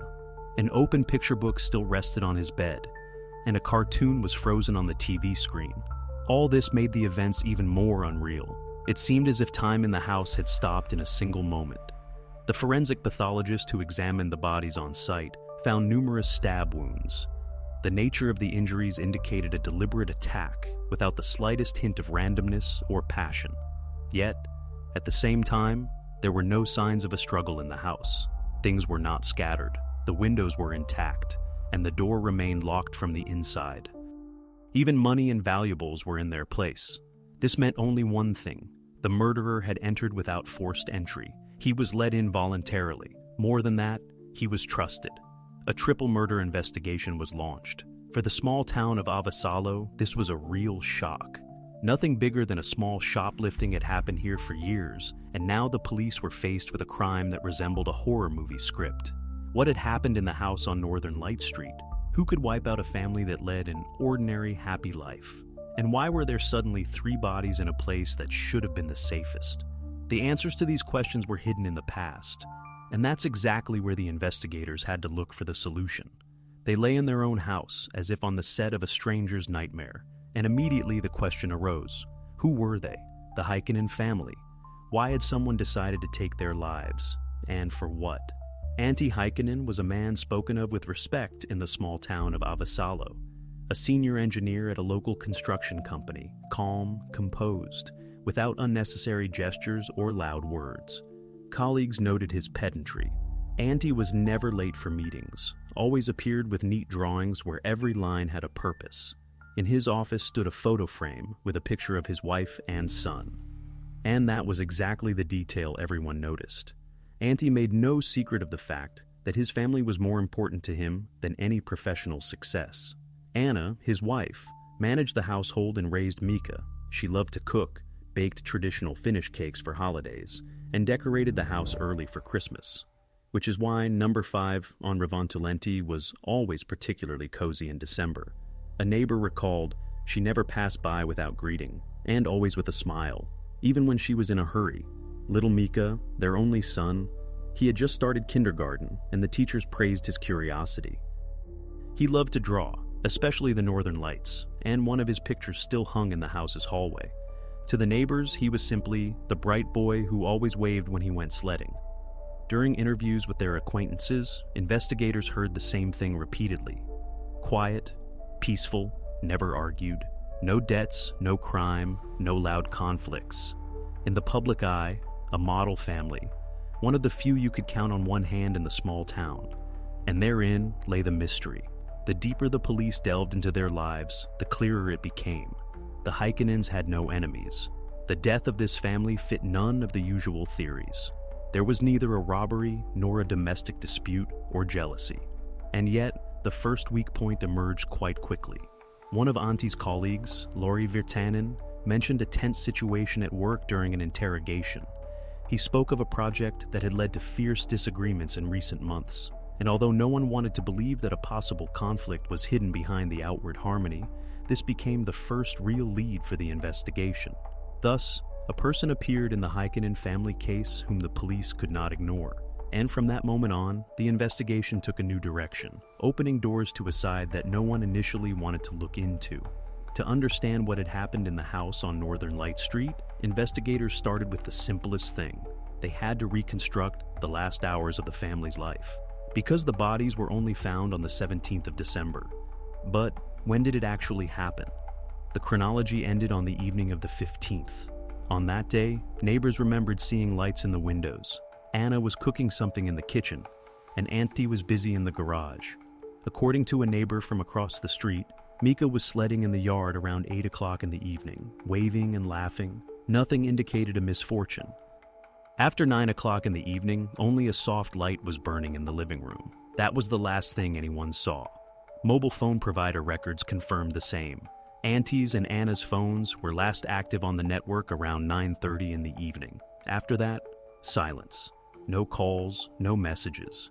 As if the connection to the outside world had been severed in a single moment. On the 16th of December, a disturbing gap arose. Sunday, when the Heikkinen family usually went shopping or for walks, passed in dead silence this time. Neighbors wondered, no one left the house. No one cleared the path after the new snowfall. Calls from colleagues and relatives went unanswered. Anna did not appear at the local library where she borrowed books every week. And Mika did not appear at kindergarten where he was always expected. At first, people in the area thought, who knows, maybe they went to visit relatives or simply decided to spend the weekend at home. But by the morning of the 17th of December, the situation became too suspicious. On that day, Antti had an important meeting at work. The project he had been working on for the past few months required his presence. But he did not come. Colleagues waited at first, then tried to call him. Dozens of calls went unanswered. By noon, the tension grew. Antti had never canceled a meeting, especially not one of this level. That's when his business partner, Lauri Virtanen, couldn't take it anymore. He called the police and reported the disappearance. That was the starting point for the entire investigation. Now, the investigators not only had a picture of the crime, but also a fixed time corridor. The events that had changed the life of the small town happened on the evening of the 15th of December. And now, the police had to find out who entered the Heikkinen's house that evening and why there was silence afterwards. The house on Northern Light Street looked almost untouched at first glance. No broken windows, no signs of brute force. It seemed as if life had extinguished itself rather than by someone's hands. For forensic technicians, this was a real challenge, a picture too clean, a room too tidy, where every tiny detail could be crucial. The work began methodically, hallway, kitchen, bedroom. Each area was documented, photographed, measured. There were no signs of forced entry on doors and windows, no scratches from lockpicks, no broken locks. This immediately made it clear. The person did not enter through the back door or a window. The person was let in voluntarily. Next, the fingerprints. On the furniture, doorknobs, dishes, all matched those of the residents. No foreign traces were found. That was strange. The crime was committed with hands, but there were no traces of those hands. Special attention was paid to the kitchen. This is exactly where Anna spent the last minute of her life. A cup of coffee was on the table. Next to it, a plate of cake. Everything looked as if a conversation had been suddenly interrupted. But neither a knife nor any other object that could have served as a weapon was found in the house. It had disappeared along with the person who had entered the house. Floor by floor, centimeter by centimeter, forensic technicians searched for anything that could explain how the uninvited guest could have left such emptiness. The dust on the shelves was undisturbed, everything in the cupboards was in its place. Even the wallet and jewelry were untouched. The theory of a robbery was finally ruled out. And yet, one observation became increasingly clear. The person who came into the house was a trusted individual, not a thief, not a random passerby. Someone who had been let in without fear. It seemed as if the case was heading into a dead end. But precisely in such dead ends, the smallest but most crucial finds are made. On the light carpet next to Anna, a forensic technician noticed tiny fibers. Their color stood out sharply from the beige fabric, a rich violet, a few very fine fibers, as if accidentally torn from someone else's clothing. No one in the family owned such items, and nothing similar was found in the house. These fibers were carefully packed into special bags. A laboratory analysis was to clarify their origin. At that time, no one suspected that precisely this microscopic trace would be the key that opened the way to the true murderer. The investigation, which had begun with complete emptiness, now had a lead for the first time. And now the police had a chance to get out of the dead end and find the person who had entered the Heikkinen's house that December evening.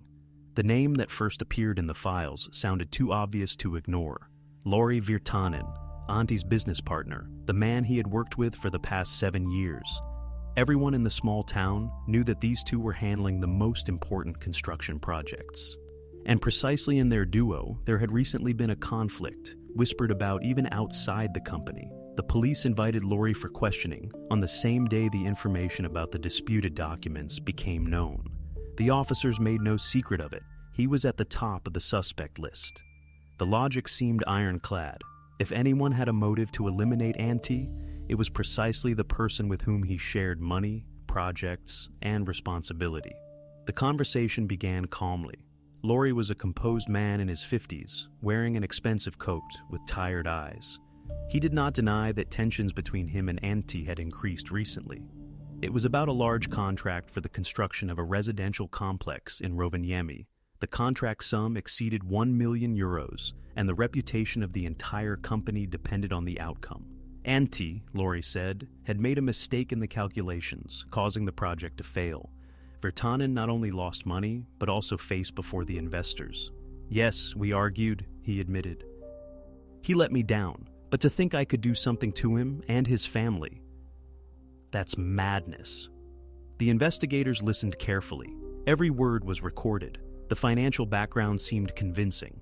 In a city where business is based on trust, a failed contract could destroy a career. Virtanen had a real motive, and his resentment was undeniable even during the interrogation. Further checks only intensified the suspicion. Traces of Lauri's losses appeared in the bank records. The sums were considerable, loans that now burdened him, dissatisfied investors, a reputation that was cracking. All of this painted him as a man driven into a corner, and people in such situations are capable of desperate acts. For the investigators, the picture came together. There was a conflict, money was flowing away, relationships were breaking down. And by eliminating Antti, part of the blame could disappear with him. In the eyes of the police, Lauri Virtanen not only became a partner, he transformed into a potential murderer. For the evening of the 15th of December, he had no direct witnesses who could confirm his whereabouts. At first glance, his alibi had a gaping hole, and that's exactly what made him the prime suspect. Thus began a phase of the investigation where evidence and emotions pointed in one direction, towards the Heikkinen family's business partner.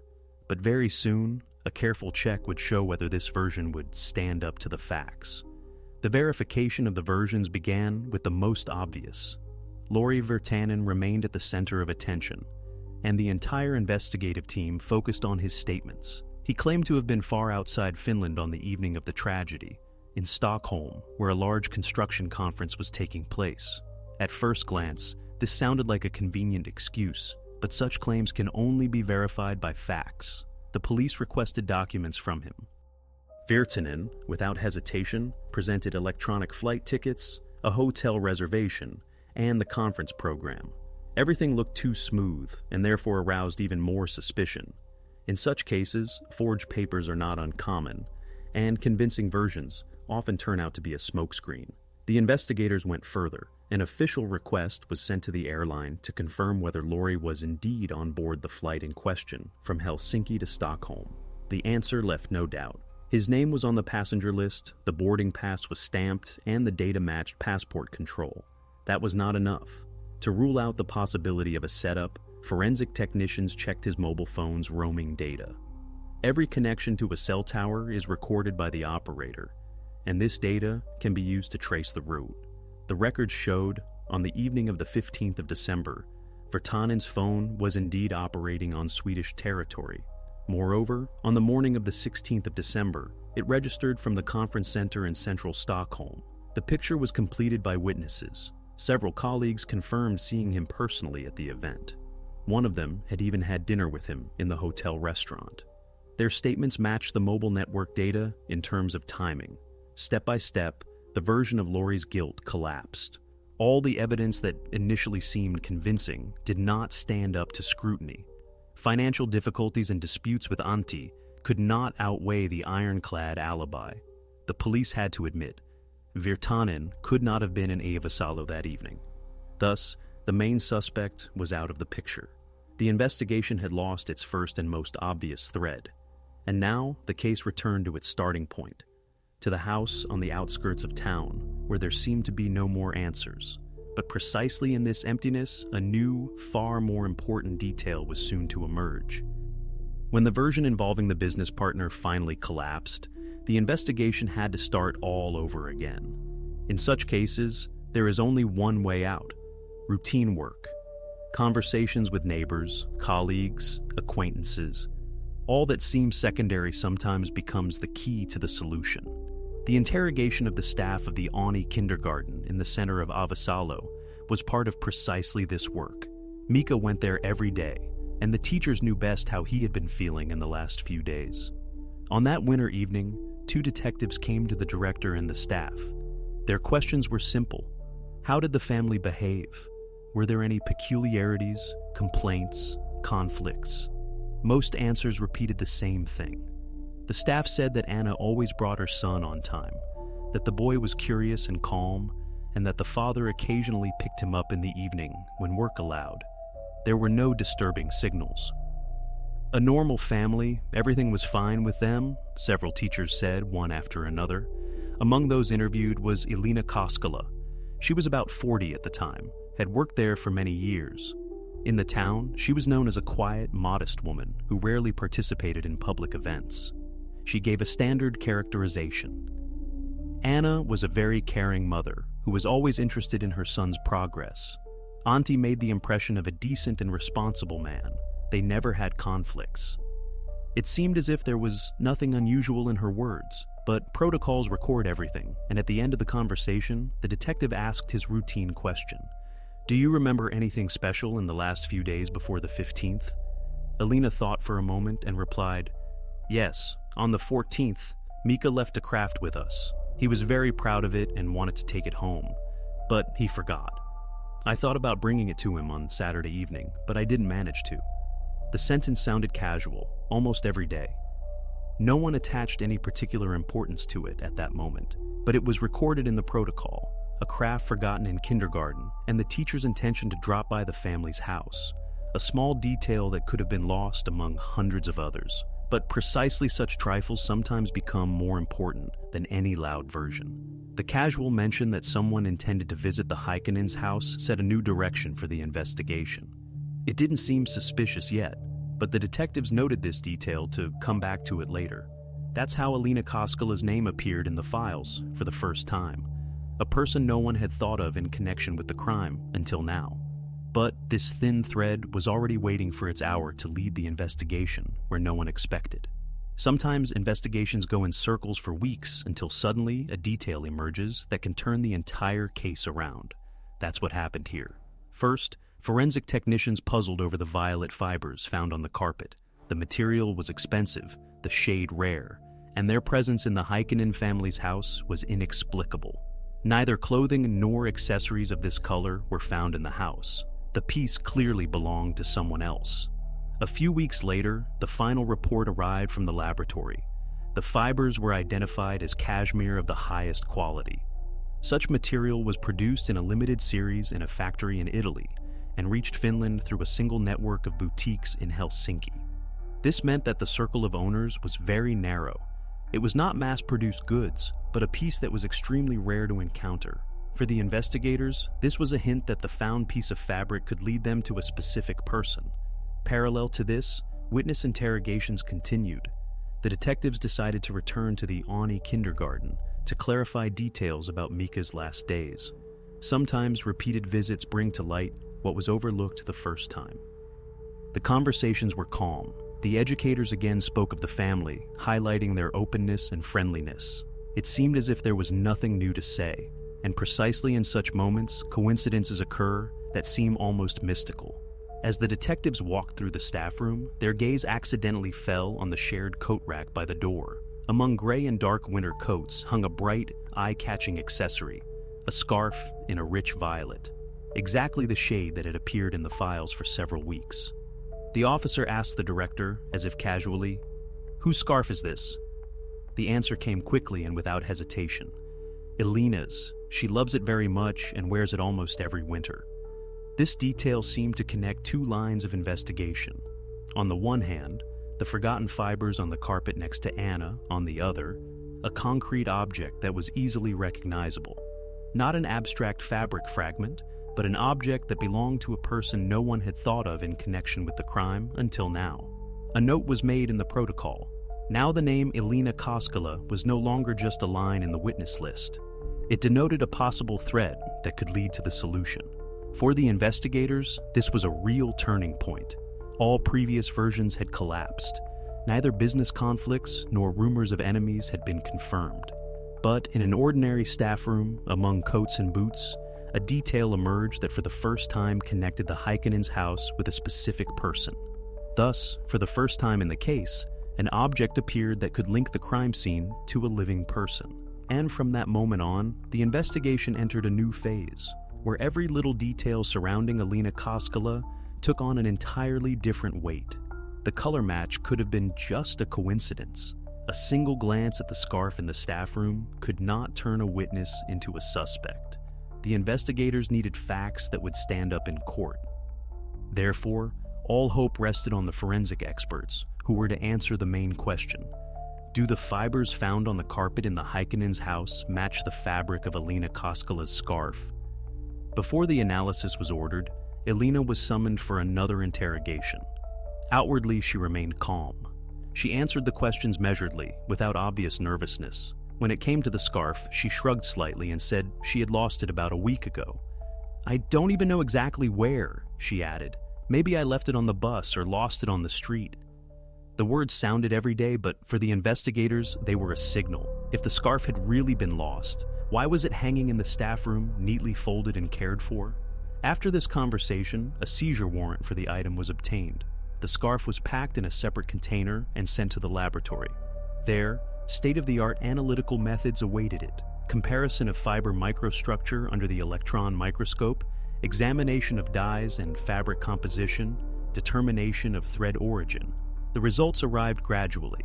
First, experts confirmed the material. 100% cashmere, a rare batch, manufactured in Italy. The same result as for the fibers found in the house. Then they compared the dyeing. The dye had a unique chemical formula used by only one factory. The match was complete. Then came the crucial moment, the comparison of microparticles. Under the microscope, forensic technicians saw that the structure of the threads from the carpet and the threads from the scarf was identical down to the smallest detail. Thickness, breakage, even characteristic spinning errors matched. The statistical probability of a random match was 1 in 10 million.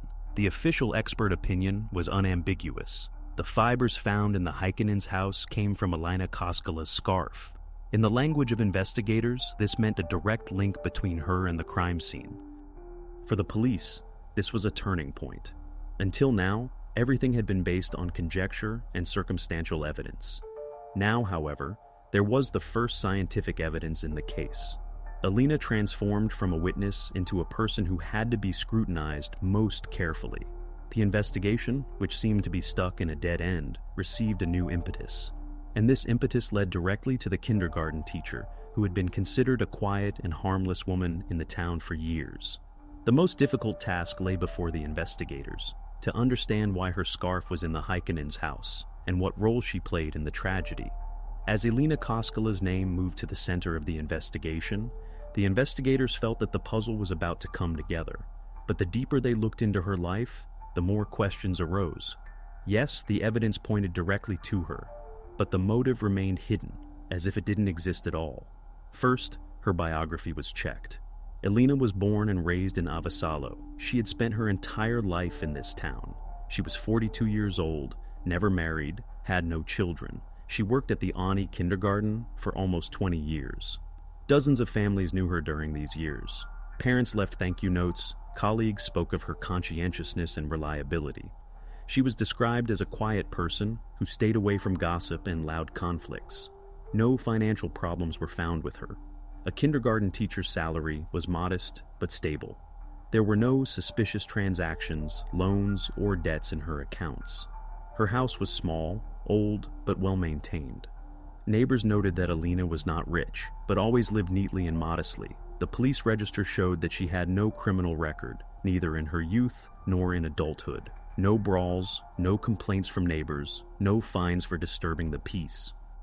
Before the investigators stood an almost perfect citizen, inconspicuous and certainly not like someone capable of a cruel crime. But precisely this lack of explanation made the situation unsettling. Everything pointed to her, but the why, A, remained a blank space. In criminology, such cases are always the most difficult, when there is evidence, but no reason that could have led to an act. The detectives began to study her personnel file. It contained standard information: date of birth, place of work, medical certificates, educational qualifications. And there, between the dry lines, a detail was discovered that changed the entire course of the investigation. Elina had graduated from Avasalo Middle School in 1988. When comparing this data, the investigator noticed a familiar surname from the alumni list. Anna Heikkinen ne Mäkinen had attended the same school and graduated in the same year. They were classmates. This fact became the turning point. A coincidence that seemed insignificant opened up a completely new level of possible motives. If Anna and Elina had known each other since their youth, something might be hidden in their past that no one talked about. From that moment on, the investigation had to delve into the past, because precisely there could lie the explanation for what had happened in the Heikkinen family's house. The connection between Elina and Anna led investigators beyond dry facts and laboratory analyses. To understand what lay behind this line, one had to go back to where it all began, to their school days. And precisely here, a new, unexpected perspective opened up. The interrogations of former classmates became the turning point. People who had long since moved to different cities suddenly remembered what life was like at school in the late 80s. The picture that emerged did not speak in Elina's favor. Witness number 1 said it directly. Anna was a star. She always had many friends. Everyone loved her. She was one of those who set the tone in the class. In contrast, Elina seemed quiet, reserved. Gray mouse is how the same classmate described her. Witness number 2 went further. Anna and her friends constantly teased Elina. Sometimes it looked like jokes, but in reality, it was harsh. She could laugh about her clothes, her hairstyle, even about the fact that Elina always sat alone. This went on for years. Witness number 3 recalled an episode that later proved decisive. After the graduation ball, we all learned that Elina had gone to the hospital. She had a nervous breakdown. Everyone said the reason was bullying by Anna. That was a tough story, but at the time, hardly anyone bothered with it. We were teenagers, thought it was just an insult, but for her, it was a real tragedy. Documents from the medical archive confirm these words. In 1988, Elina was indeed under psychiatric observation for several weeks. The diagnosis: severe emotional exhaustion. Doctors attributed this to psychological stress and a traumatic environment. The picture of the past grew ever bleaker. For Anna, those school years had long faded from memory. She had grown up, married, moved into a house on the outskirts of town, and built a new life. But for Elina, on the contrary, those years remained an open wound. Bullying, humiliations, loneliness, all of it continued to live in her consciousness. When fate brought them together again 20 years later, their roles had reversed. Anna was a happy wife and mother. She had a house, a family, respect in society, and Alina remained a lonely woman in an old apartment with a job that brought her little joy. The reunion with Anna at the kindergarten, where Alina now had to see her every day, became the trigger that reignited old grievances. The investigators began to understand, step by step. It was not about a random outburst of violence, not about a greedy motive, and not about sudden madness. It was a revenge that had ripened for decades. A hidden conflict that had begun within the school walls found its monstrous continuation many years later. Now, the investigators' version had a foundation. Alina Koskela was no longer an abstract figure with a piece of evidence in her hand. She became a person with a past that could have driven her to what happened in the Heikkinen's house. The investigation continued. Before them lay the most important task, to collect evidence that could not only reveal the motive, but also confirm Alina's involvement in the tragedy. When the version of the past school conflict was confirmed by witness testimonies, the police no longer had any doubts. It was time to move from indirect clues to direct confrontation. Alina Koskela was officially arrested and taken to the station. The atmosphere in the interrogation room was cold and stark. White walls, a metal table, 2 officers opposite, and a video camera in the corner recording every detail. The interrogation began with formalities. Her rights were read to her, her status as a suspect explained. Alina sat motionless, hands on her knees, gaze directed downwards. There was no panic or tears in her behavior. It seemed as if she knew how to behave. First, the investigators presented her with the forensic report. The folder contained photos of the fibers, the comparison under the microscope, the numbers regarding the probability of a match. These fibers were found in the Heikkinen family's house. They came from your scarf. A coincidence is ruled out, the detective said. Alina raised her gaze, looked calmly at the pictures, and said softly, "I lost it. That doesn't prove I was there." After that followed the statements of her former classmates. The detective read from the records, accounts of how Anna and her friends had humiliated Alina, how they laughed at her, how she ended up in the hospital after the prom. The words, which should have triggered a storm of emotions, did not change her facial expression. She listened, frowning slightly, but did not interrupt. The tension in the room rose.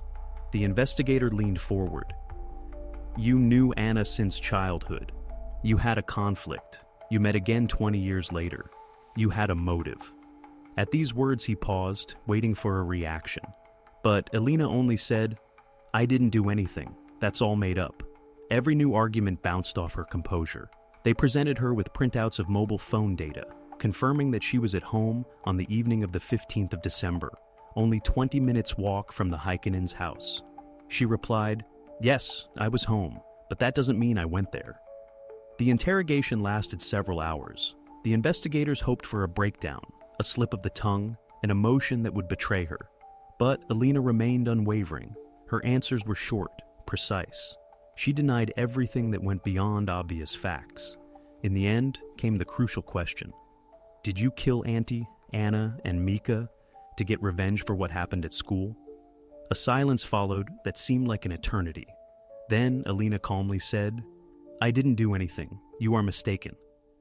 After these words, she demanded a lawyer and refused to make further statements. For the investigators, it was a bitter disappointment. They had evidence, they had motives, but no confession. The cold denial made Alina an even more enigmatic figure. In the interrogation room, she did not appear like someone who was cornered, but like a woman who was prepared to remain steadfast until the end. The investigation could not stop at her words.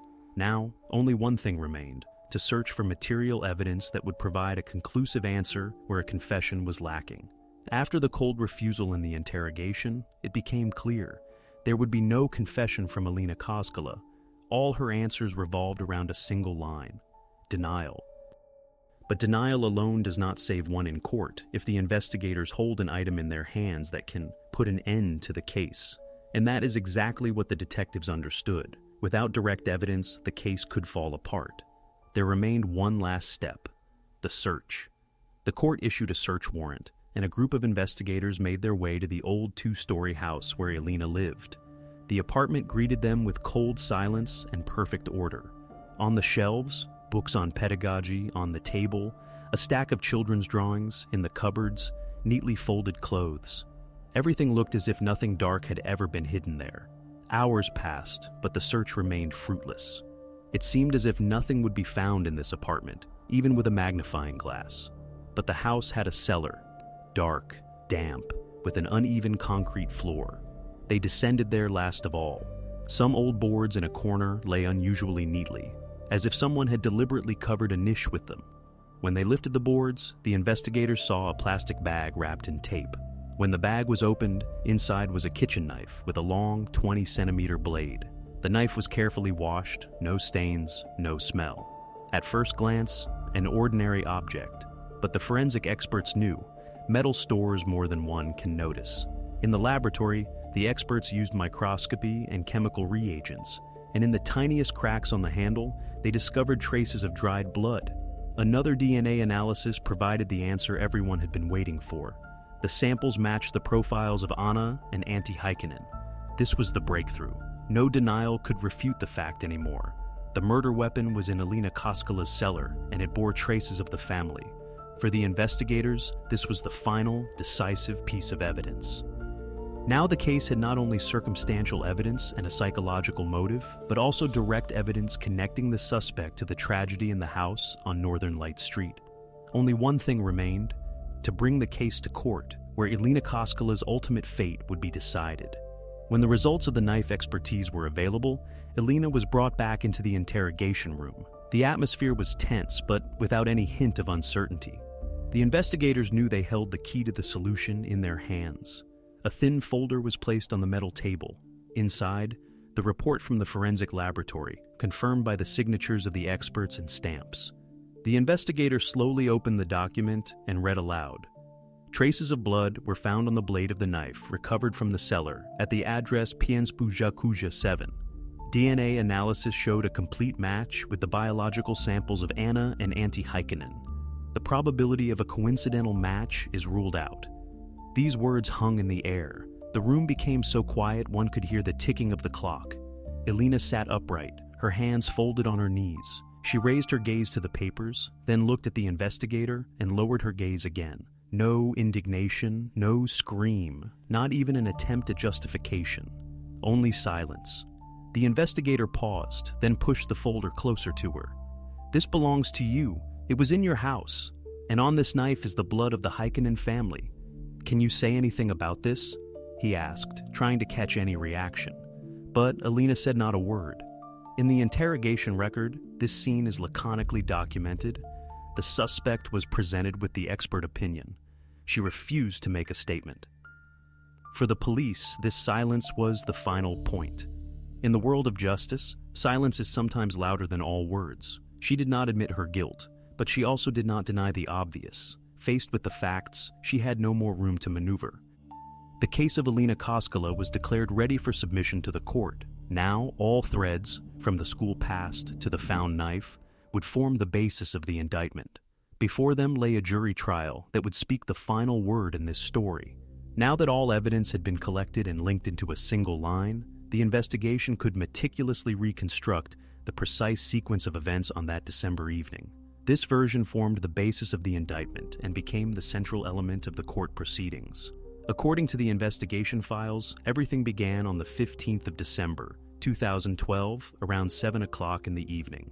Elina Koskela left her apartment and walked to the Heikkinen's house. Outside, it was dark, snow crunched under her feet, and her steps were swallowed by the silence typical of Avasalo.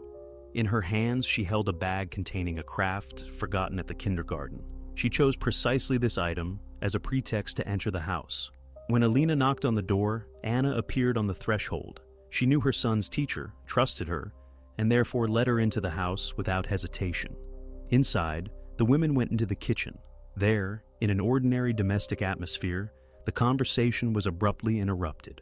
According to the indictment, Elina here took the knife from her bag and delivered the first stab to Anna. Everything happened suddenly, and there was almost no resistance. After that, silence reigned in the house. At that time, Antti was in the garage. He returned to the house minutes later. In the hallway, Elina waited for him. She surprised him with a sudden attack. The blow was swift and precise. Antti had no time to comprehend what was happening and fell to the floor right by the door. Last remained Mika, who was in his room on the second floor at that time. Hearing noise, he hid, but Alina went upstairs. He was found in a closet where he had tried to conceal himself. The prosecution claimed that Alina completed her intention right there, in the child's room, among toys and drawings on the walls. Afterwards, she carefully packed the knife she had brought, hid it in her bag, and left the house. She locked the door, making everything appear as if nothing had happened inside.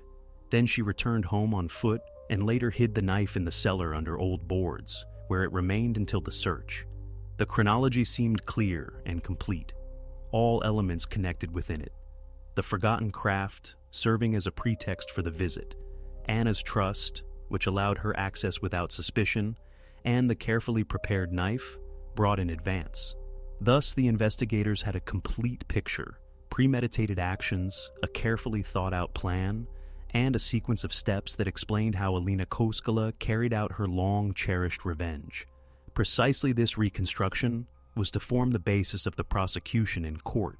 The trial in the case of Alina Koskela began in October 2013 at the District Court of Lapland. The courtroom was full. Journalists, neighbors, relatives of the victims, and even former colleagues of the accused.